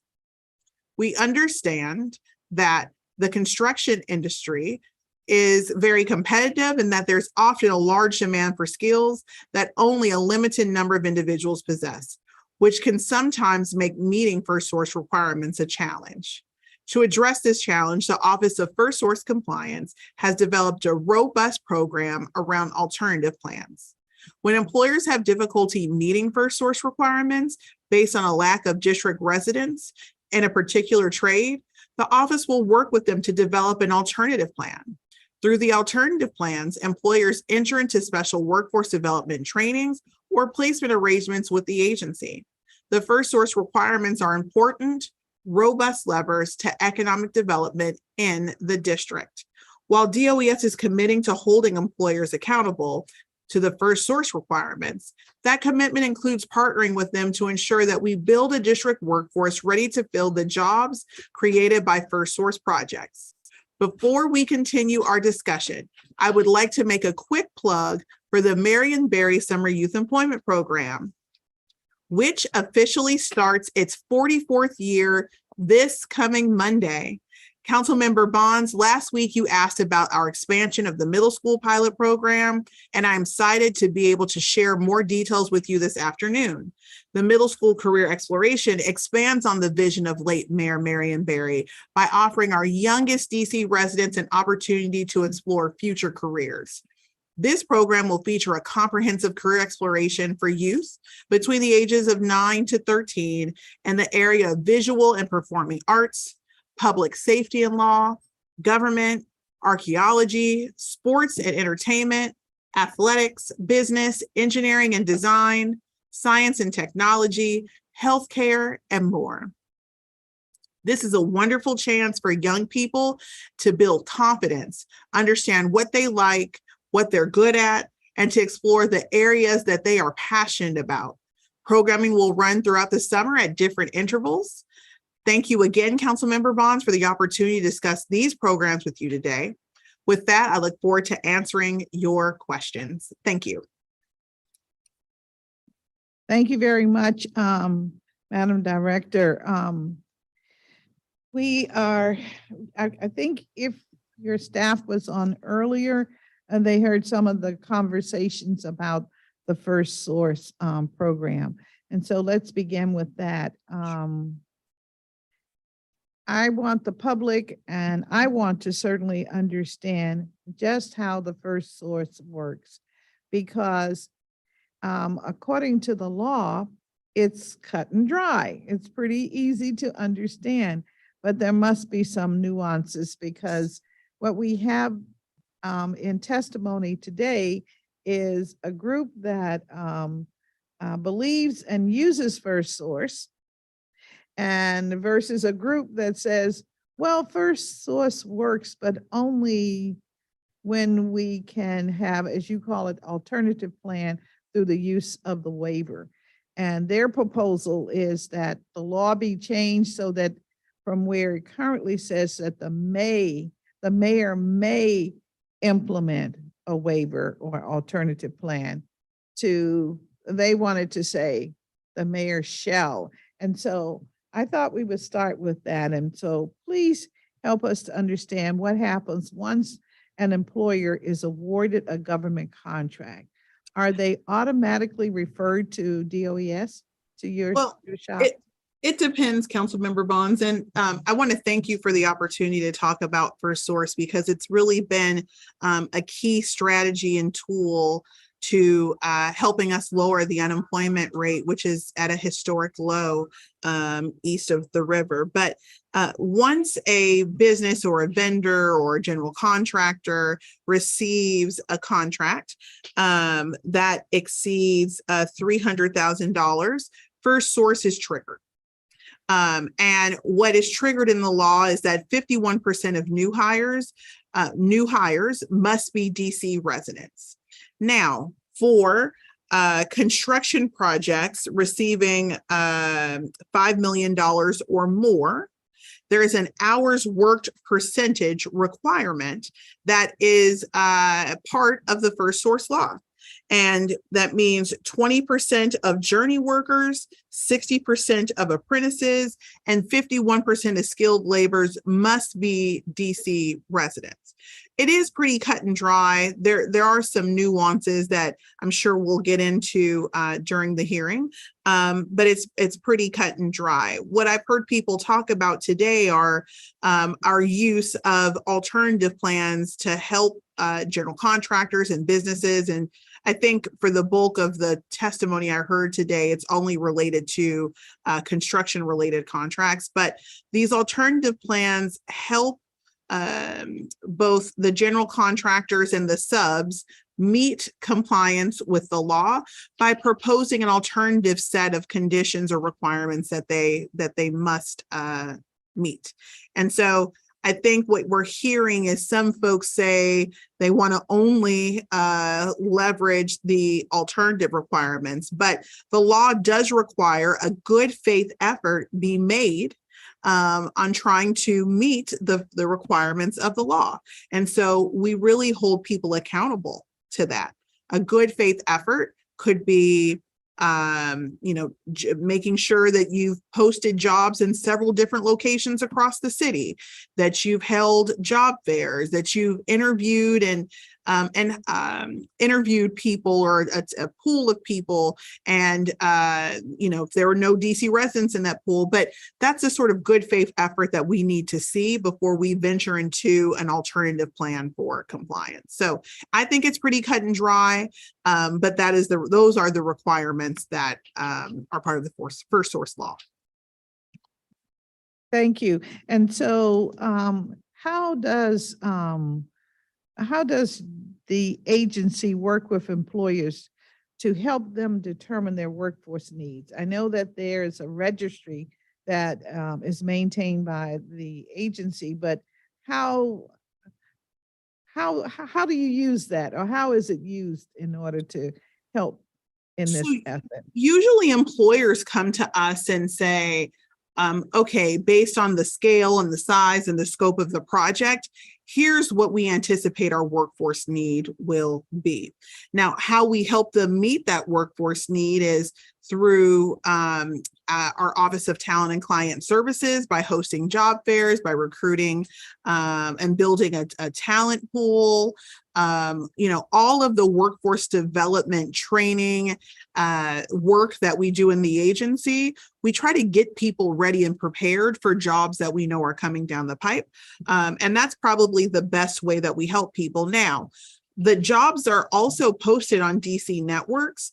every single person who registers for the unemployment insurance benefits has an account in DC Networks, a free account in DC Networks, and can search for jobs. As a matter of fact, there is a work search requirement for unemployment insurance. So we have made all of these things connected and aligned to make it easier for A, the employer, and B, for the job seeker. We're trying to facilitate a match. Okay, thank you. So how many district residents are typically hired when you have the $5 million project or a higher project?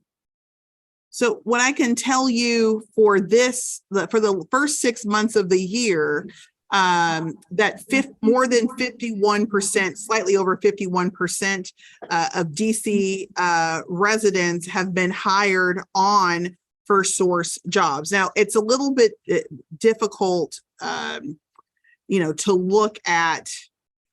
We can look at averages over time, but the way we track that data is looking at biannually how many DC residents were hired on government assisted projects that have first source plans and that are covered under first source.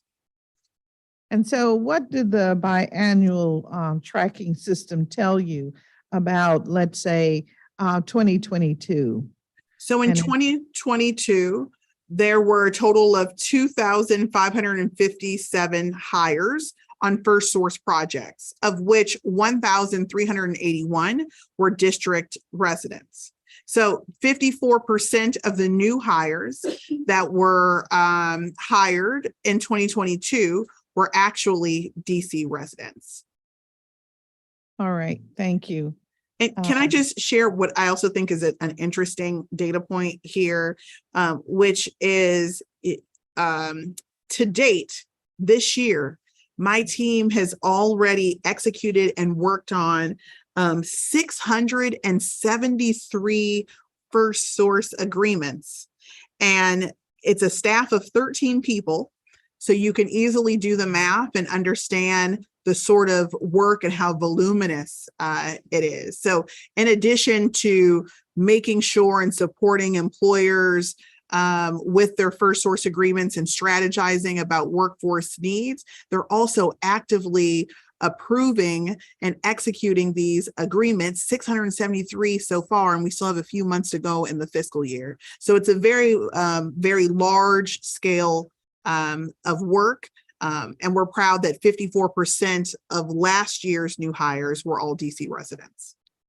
Okay, and so of the 673 agreements that you worked on, how many DC employees is that expected to yield? So we're hopeful that we'll still keep the 54, at least 51 to 54% range, which is what we did in the previous year. But for the last few years, we've been trending at between 51 and 55%. So we anticipate the same. Okay, but actually, how many, what does that translate into the number of employees that were hired? Because you said the agreements, I thought the agreements were, each agreement represents another number of employees. So it varies per project. And I have last year's data. So 2,557 first source agreements were executed. I'm sorry, that's not correct. Last year, 2,557 people were hired on total through first source agreements. Right. 1,381 were DC resident hires. That's a 54% rate of all hires through first source are DC residents.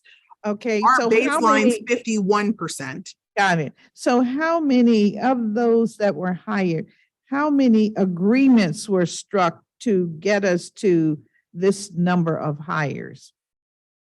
Do you have the number of agreements from last year? Yes. So I will confirm the number. My guess is that it's probably closer to 800, but we will confirm the number. All right, please do. And if you have confirmed thus far in 2023, 673 agreements. And so I'm asking, of those agreements, how many employees have been generated or are generated as a result? So I don't have the number of employees to date because we usually calculate that number semi-annually. So we're looking at July as the next reporting date. And as soon as we finalize that report, I'd be happy to share with your office. Thank you very much. Okay. So to become a member of the First Source Registry, district residents, I think you indicated, would be identified maybe by attending a jobs fair, or they would be receiving or signed up to receive unemployment insurance. Is there any other way? Is it just walking in and saying, I'm looking for a job, or just? Yeah, absolutely. So the American Job Center is always a really good place to start. You can come to any American Job Center, and when you do, you'll be asked to create a DC Networks account if you don't already have one, and you can search all of the First Source jobs that are on the DC Network site. Somebody who is a workforce development specialist at any of the job centers can walk you through and aid you in job search. We have the job fairs, like I've mentioned before. We have, through our training programs, we're able to determine if there's someone who completes a training program, if they have interest in a particular industry, and connect them with our internal Office of Talent Client Services, who may be conducting a hiring fair or maybe supporting a hiring fair of an employer or business. So those are the ways that you can go about being connected to a First Source opportunity. So let me ask then, if I go to a jobs fair, am I automatically registered at the fair in the DC Networks and have a DC Networks account then?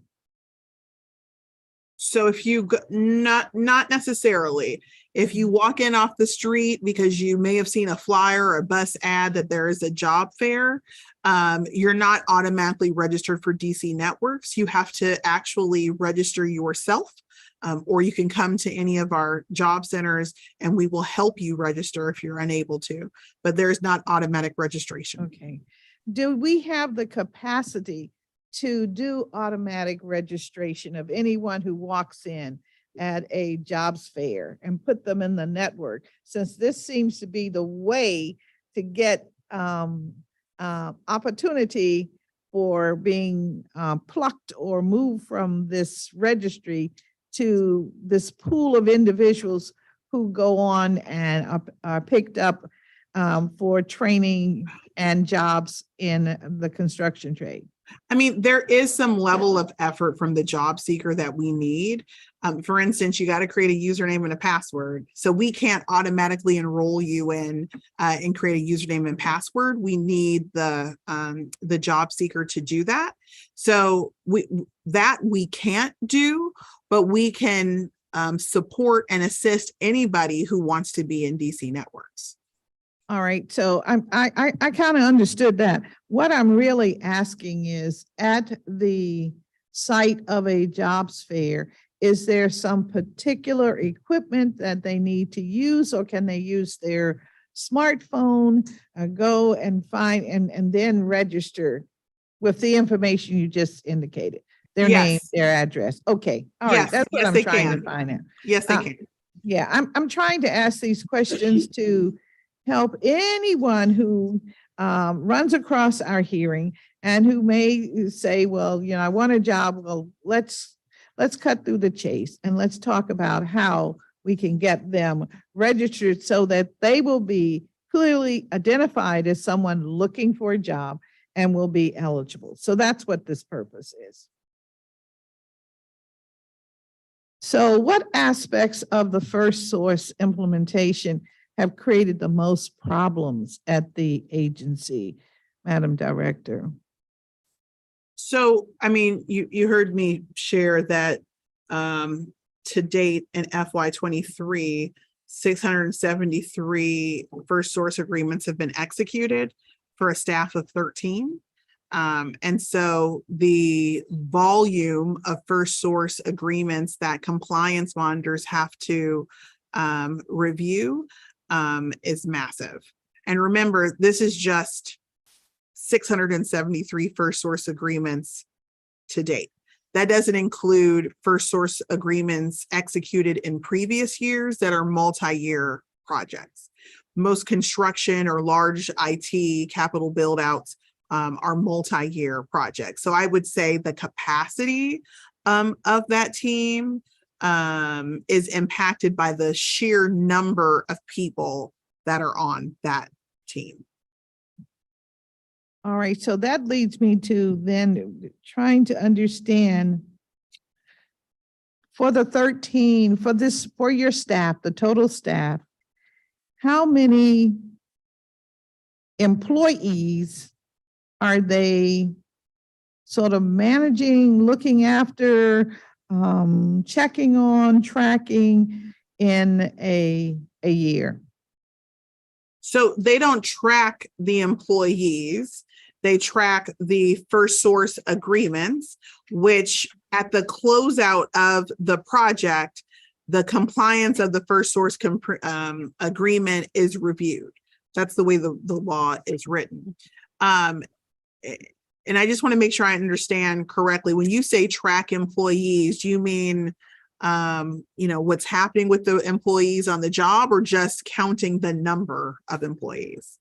You mentioned that the staff was basically doing a Herculean job of managing these contracts.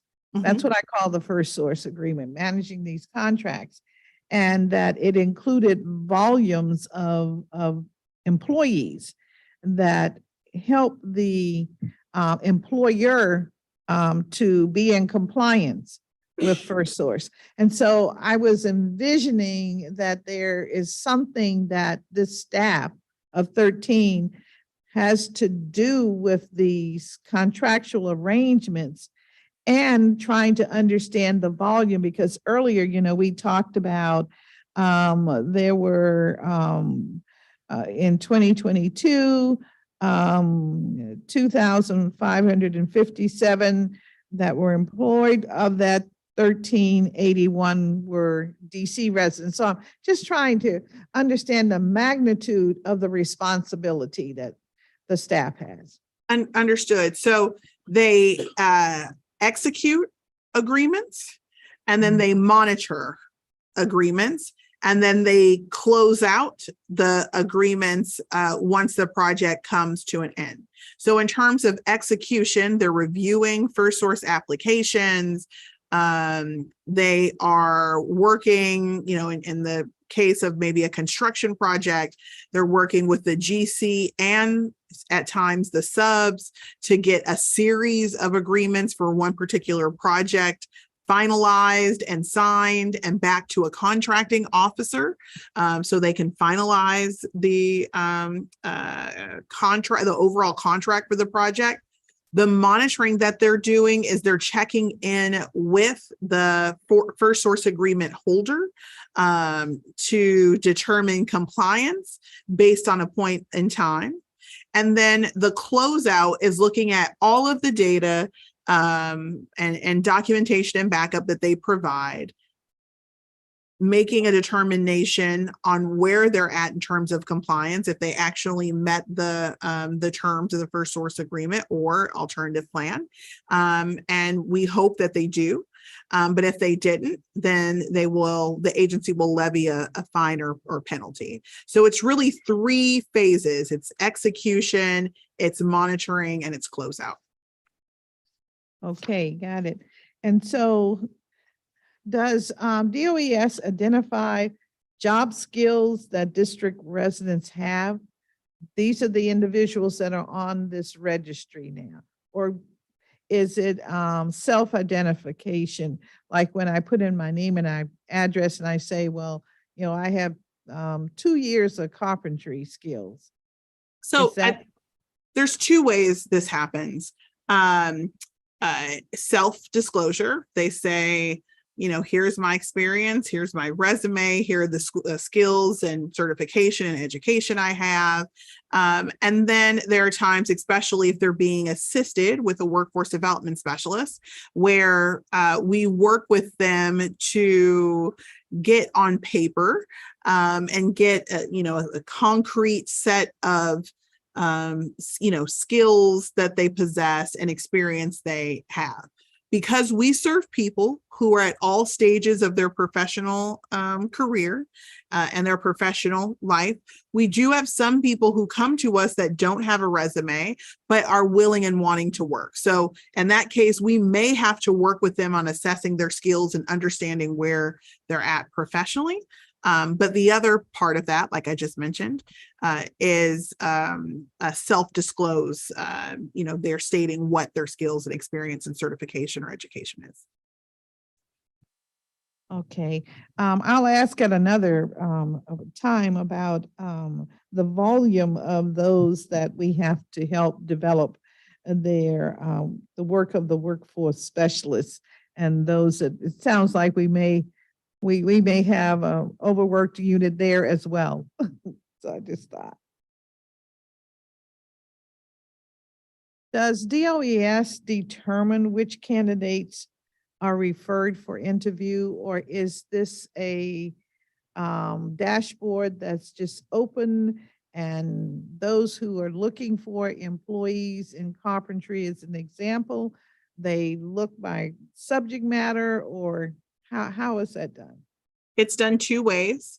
A, DOES will refer candidates to an employer, and B, prospective job seekers and applicants will search for a job in DC networks. They will make contact with the employer to apply for the position. Okay, great.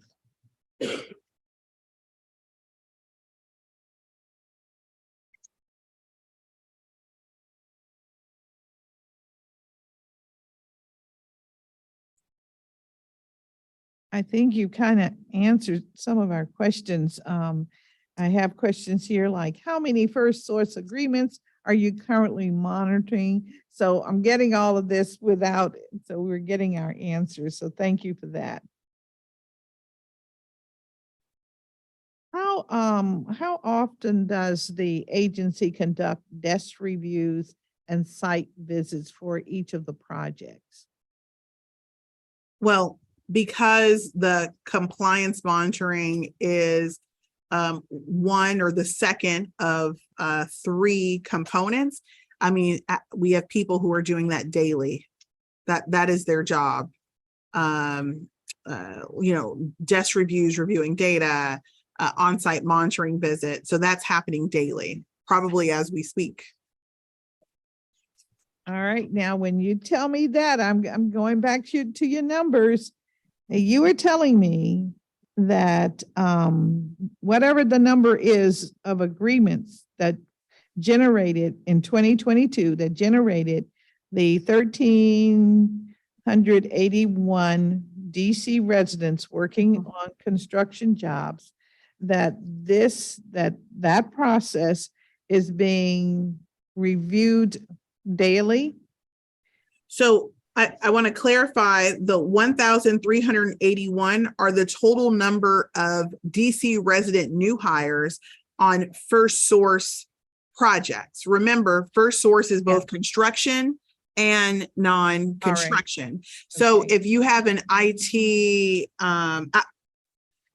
so if you are I don't know, IT professional, a clinician, we may not go on site given the nature of your work, but nature of the project, but we will review documentation related to the first source agreement. Now, I also said that there were 673 first source agreements that were executed to date in FY23. But, we have first source agreements for office supplies and buying paper.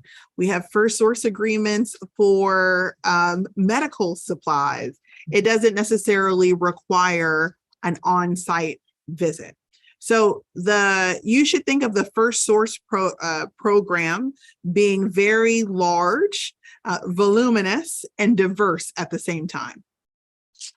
I certainly do think of it that way. And in fact, I believe my predecessor actually from 2022 received from your office a very large file which really tracks every dollar and cent as your file would do for all of the different agreements that you have. And so I'm aware of that, and thank you, for providing the council with that information in the past. I'm not asking for that information now. What I'm doing is having a clear understanding of the process that is being followed as it relates to providing our workforce on these jobs. So forgive me for being a bit detailish and perhaps not using the right nomenclature, but it is out of ignorance of not knowing what is the proper terms that your organization uses. No worries. But we will get there. That's what I'm working on. We will definitely get there.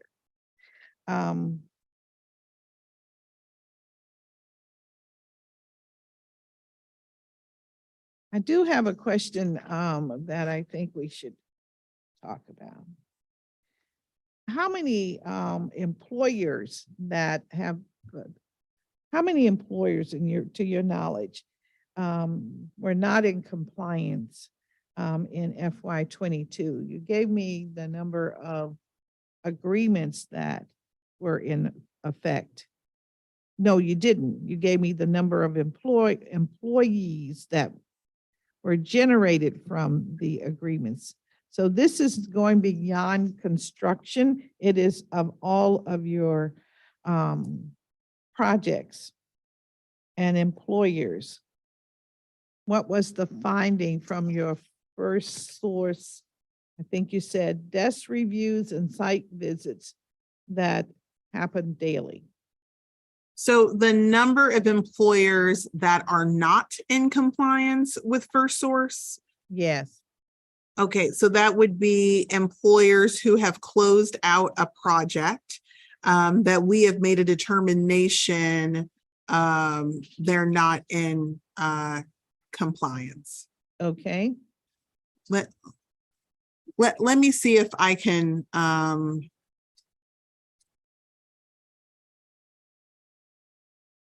let me see if I can get that number. I don't have an adequate number for you. Let me see if I can grab that. If I can have someone pull that for me while we're talking. All right. Thank you. I will get that. Okay. Thank you very much. And I ask because historically, the information we have at the council shows that compliance with first source is very low, around 25 to 40%. So what percent of businesses that do business with the city are in full compliance with first source? And again, that's that list that you gave my predecessor. I don't know. I didn't have time to go through 25,000 pages. Sure. I don't have now I don't have a document that says, at least under my tenure, that only 25% of employers have been in compliance. So I'd have to see what document you're referring to. Matter of fact, in our semi-annual reporting that we've done previously, the number of DC residents being hired doesn't comport or align to that number you just provided. So perhaps we can exchange information and I can see what you have and I can share with you the, all of the data points you're requesting to see what is correct, but I don't have that number. Yes, thank you. That would be very helpful. Mhm.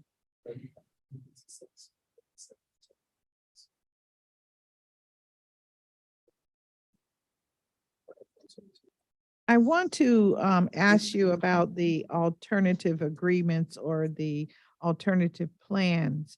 But I think at this time, it would be for naught because I learned from the panel of public witnesses that it could be for a number of things.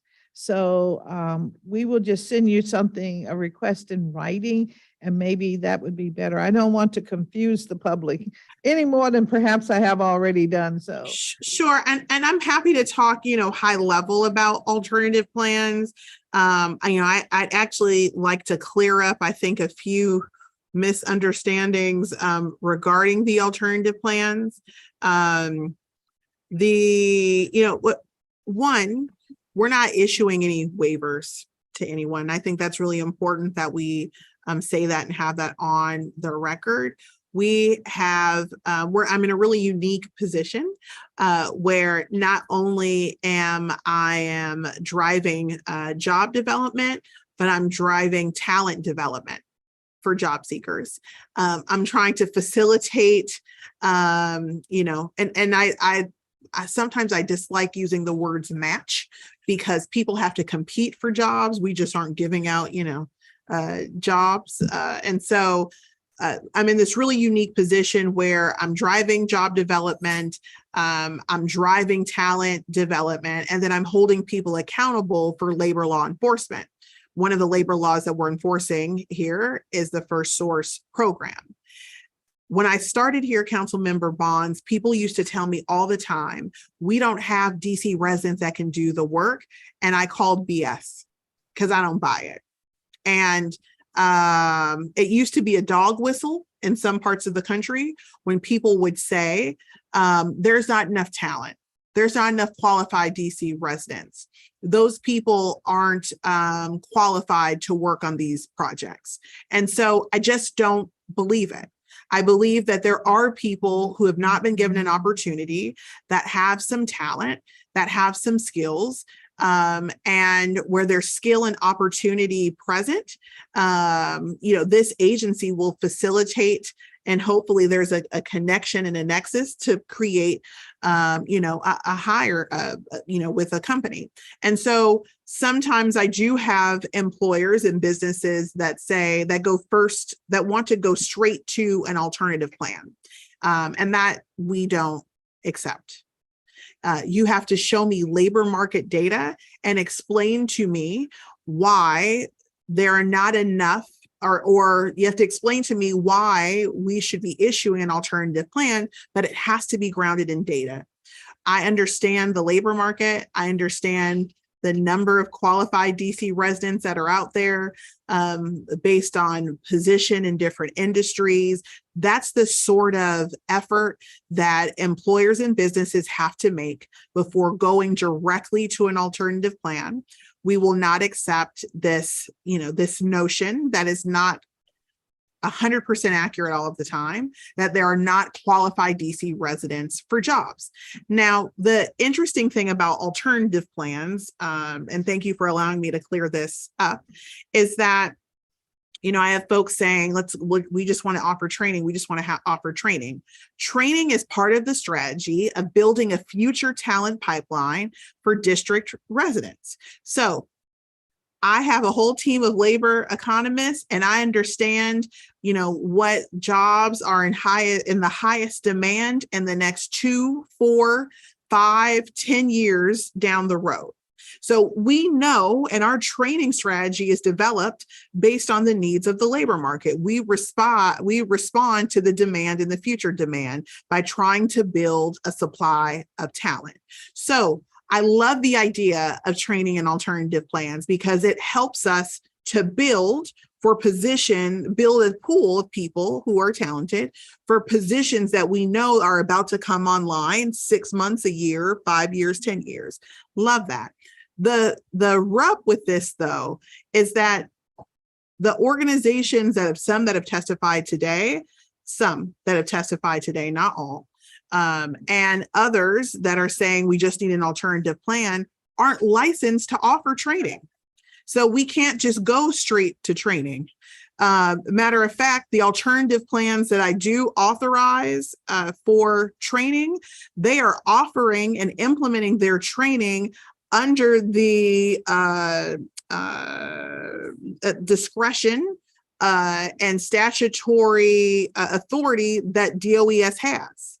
And so that authority, I don't just give willy-nilly. I need to make sure you have a high quality program. I need to make sure that your program yields people who can complete these jobs. But occupational skills training in the District of Columbia requires a license, except if you are a government agency doing that training. Some of the organizations don't have a license to do that training. So I'm not offering alternative plans for anyone who says they want to do training because they haven't met the standards and don't hold a license for training. But the agency does have the ability to offer training. And we, at times, allow others under our supervision to offer that training. A fix to that, and it's something I think I shared with you very early on, and I think we've even have language drafted, is DOES approve and license its own training providers. But until that occurs, we won't willy-nilly offer training to everybody. So thank you for allowing me to clear up some of these misconceptions. And I'm happy to work with your office on a solution to some of these alternative plans and trainings. Well, I certainly appreciate your explanation and really informing the public about how the First Source program works. And the fact that this discussion about waiver and alternative plan is a misnomer. It certainly was giving the public, the conversation that we entertained earlier gave the public the impression that waivers were being transacted, and that was a way of doing business. And so perhaps that's something that happened in the past. I'm not sure. Prior to your leadership of the organization. But even then, I'm not sure. I mean, this city has had a track record for ensuring that DC residents have access to jobs that are being created in their own backyards. And I have a boss that holds me accountable. I'm the talent job czar of the District of Columbia, and so there's no way we're just passing out waivers. But council member, there is an opportunity for us to work together on licensing workforce development training programs. So then when we do have these large GCs that come to us and say, hey, we have a phenomenal program outside of what we're doing in apprenticeship. Can we work together to offer this, to larger groups of the masses? Then we have a viable avenue. But that's one thing that folks seem to miss, that they have to have a license. And a lot of these folks don't have a license to offer this workforce training.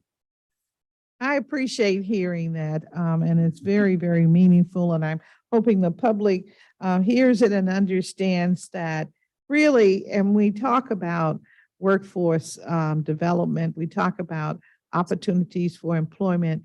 And one of your best solutions, if you're looking for a job, is to utilize the Department of Employment Services. They may be crowded or busy or a little slow, but please try and take advantage of that service. It's there for all of us. And so thank you very much for that. Now we're going to talk a little bit about unemployment insurance. You heard earlier from Miss Dooley from Legal Aid. She put some facts on the table. But she is also very pleased that she has a strong working relationship with the agency. So that's very good news as well. Yes, yes, it is. And I was pleased to hear that because we worked really hard to have a good working relationship with Legal Aid Society. So that was pleasant news to hear. Yeah. The backlog of 45,000 claims continues to be concerning.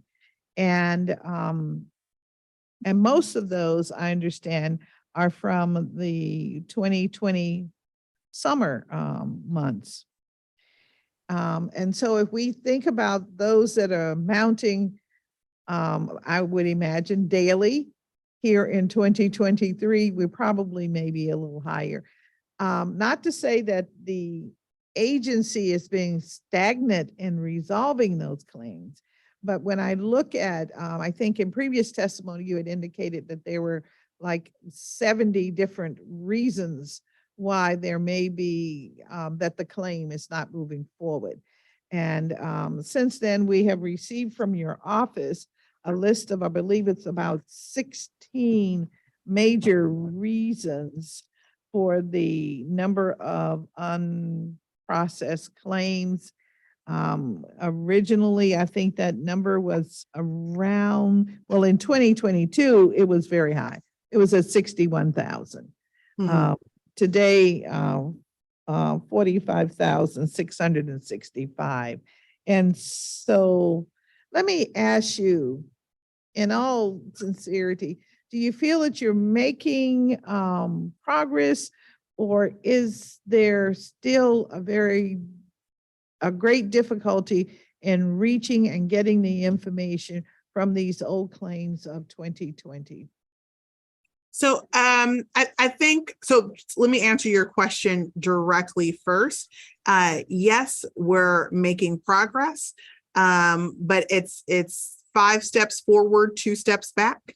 74% of the backlog of claims we believe are fraudulent claims. The Department of Labor requires us to adjudicate every single claim that we receive, including the fraudulent claims, to rule out that was fraud.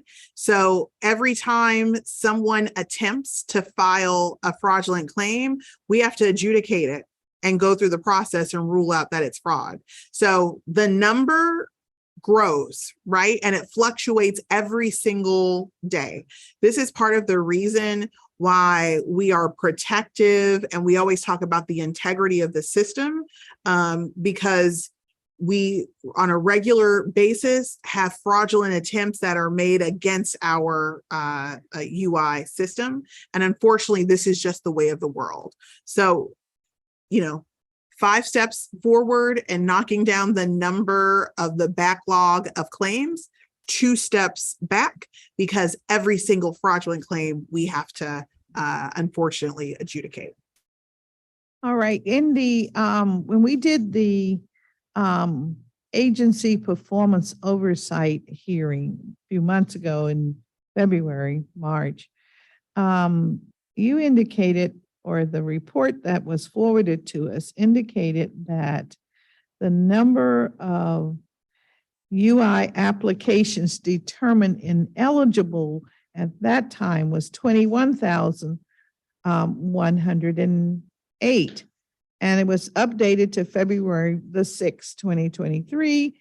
And of those newer claims, the number was 1,721.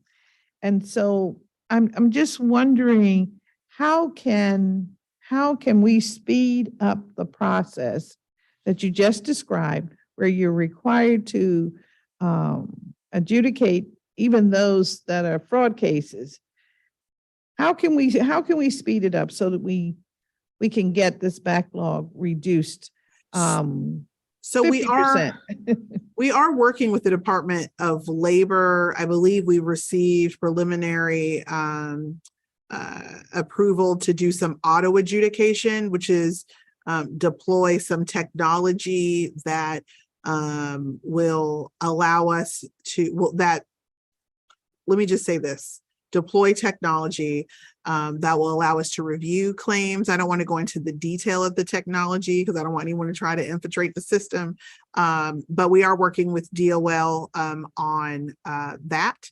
And, us having a new modernized system, I think in the future is going to allow us to move this forward and hopefully even prevent some of these claims to even get through the system. So then we won't even have to adjudicate them. But this preliminary review and approval from Department of Labor to auto adjudicate, I think is going to help us. And so what is the status of the new automation system? So right now we're looking at a deployment that will be probably into Q1, maybe Q2 of next year. I was going to say, fortunately for you, you did not have to go through the unemployment insurance, kind of blender and shakeup that we had during the pandemic. But, the unemployment insurance benefit system is the oldest part of our legacy system, 4 years old. And so I've always been transparent. You and I haven't had a chance to talk about this at a hearing, but I've been very transparent that we don't know what we're going to find until we lift up the hood of the car, because this is the most complicated system and body of work that we have. So I want to take our time and make sure that we do it right. So when I roll out the system, it will be, the system is 51 years old. The system is 51 years old that we have here at DOES, 51. So I'm going to take our time. I'm not going to release anything that I don't feel comfortable with. And I think we're going to have something to the public likely end of Q1, Q2. All right. So when did you begin working on the new automated system? Was it in 2021? So there's 2 parts to the new system. There's a tax system and there's a benefits system. I assume we're talking about benefits. Yeah, well, I'm talking about when the contract was decided you're going to move forward, and how much money did you estimate this getting a new system would cost? The latest benefits contract was issued in July of 2021. Okay, 2021. And what's the value of that contract?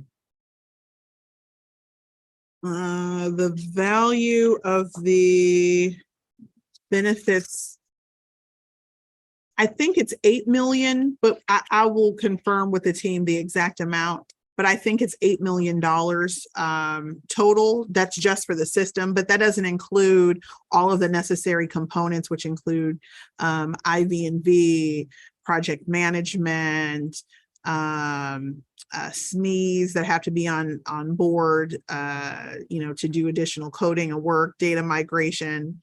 But for the system, I believe it's approximately 8. And then those other components will also cost. All right, so total, we're talking about almost a $30 million system. Just on benefits? Yes. Okay, let's Just on benefits. I Yeah. mean, by the time both systems are done, it'll be north of $30 million. Yeah. By the time both systems are done. Because think about it, 51 years of data, 51 years, I'm talking about millions of lines of code in the system. So we're probably going to be over 30, which when you compare that to what other states, I think Texas just had issued a contract for $100 million on their system. So we're on the lower end. All right, so that means we're closer to 60 million. I got it. Okay. All right. Well, like you said, you don't know what you're going to find under the hood. And I would imagine that you're going to find things that we have to take care of. Let me ask you, while this new system is becoming fully operative, is there a way for certain portions of it to be utilized so that you're not working on it for another 10 years and then finally we can have a system that works to the benefit of the government and the public? Councilmember Bonds, let me assure you, I am getting out of the business of UI modernization. I have no intentions on working on this for the next 10 years. I want to deliver this system to the district. Nobody is more motivated than me and the UI team to deliver this system that has been in talks for many years now. So we've put together what I believe to be a very solid strategy where we're going to release an initial set of functionality. It'll be something that you will be proud of. The city will find will be efficient and strong and stable. But the strategy we have in terms of deploying functionality is going to allow us the majority of the system. And then we'll add and continue to make tweaks to the system after we deploy this initial set of functionality. All right. And is this, let's see if this is the one. Yeah. So is this the contract with Geographic Solutions, Inc.? Yes, it is. Okay, just want to make sure. I have multiple pieces of paper here and I want to make sure I'm following on the, you've talked a little bit about the fraudulent claims and the fraud codes in the past. And what I'm wondering is there some way to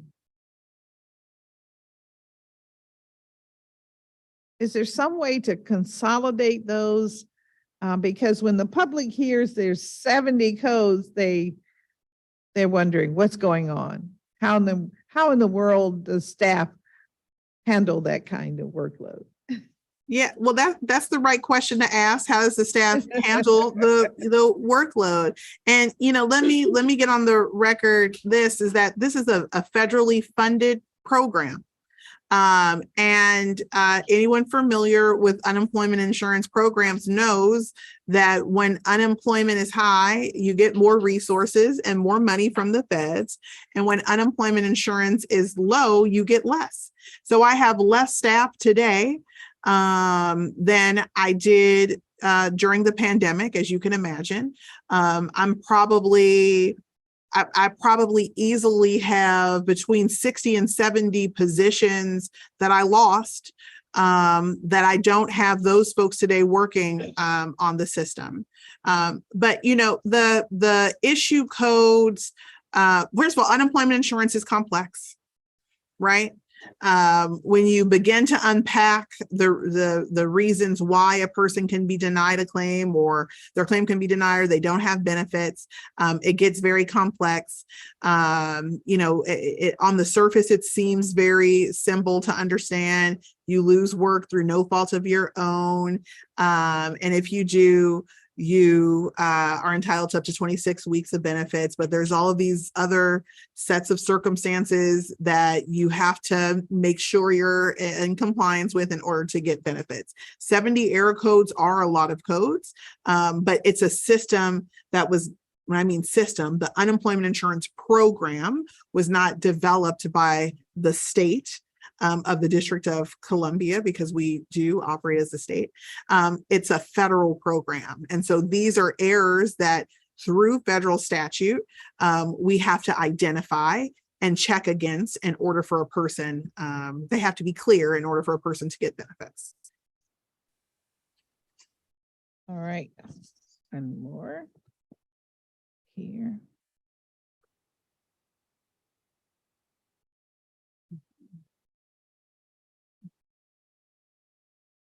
So what is 5, 8, 9, 10, 11?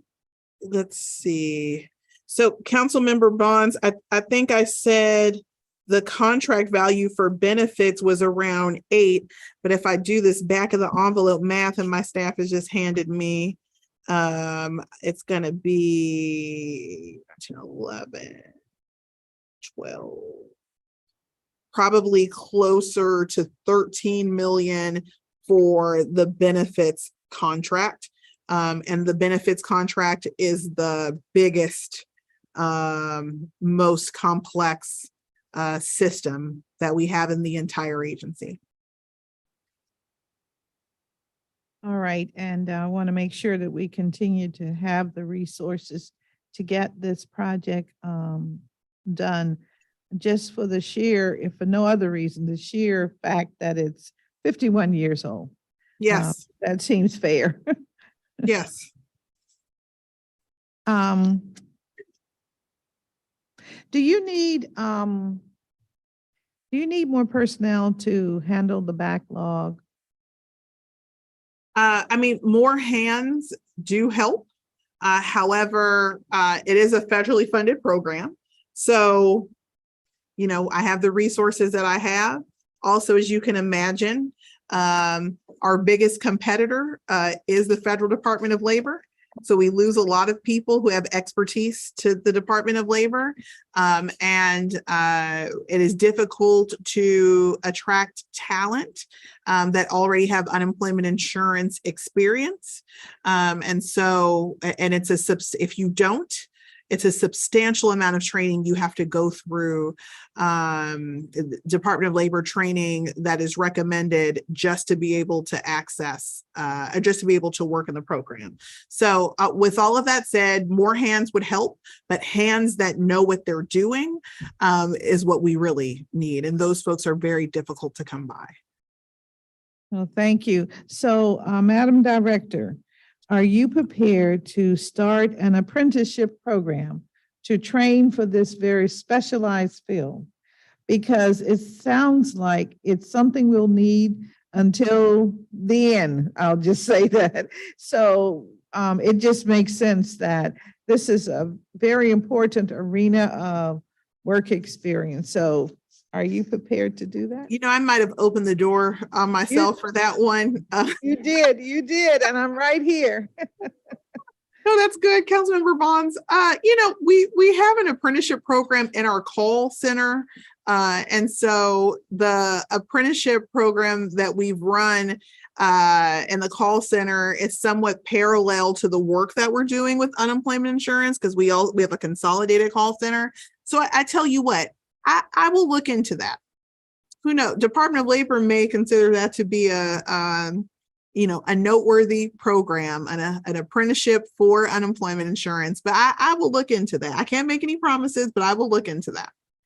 Please do. I think it's a very serious opportunity for us to advance our population that is looking for employment and to get the service that we certainly need, and maybe to train others that may go to Baltimore, to some of these other cities or states that have the need as well.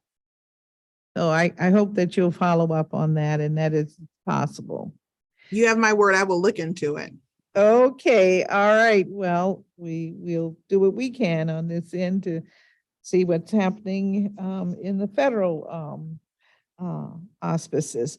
So I want to thank everyone who participated in today's public roundtable. I believe we learned valuable information about some of the Department of Employment Services' most important programs.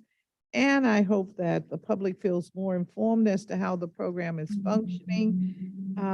And if any member of the public would like to submit a written testimony regarding the performance of these agencies, please email us at CEAL@dccouncil.gov, and that's CEAL@dccouncil.gov. The hearing record will close 10 days and 10 calendar days, that is. So it says on Sunday, July 2nd. For me, that means Monday, July 3rd at 5 p.m. The committee's next meeting will be a public roundtable on Monday, the 26th of June at 10:30 a.m. We will begin and we'll be talking with the Board of Elections and the Office of Campaign Finance. And this concludes today's hearing. Again, I want to thank our public witnesses and to thank our government witness. And with that said, the time is 4:07 p.m. on June 22nd, 2023. This meeting is adjourned. And thank you again. Thank you.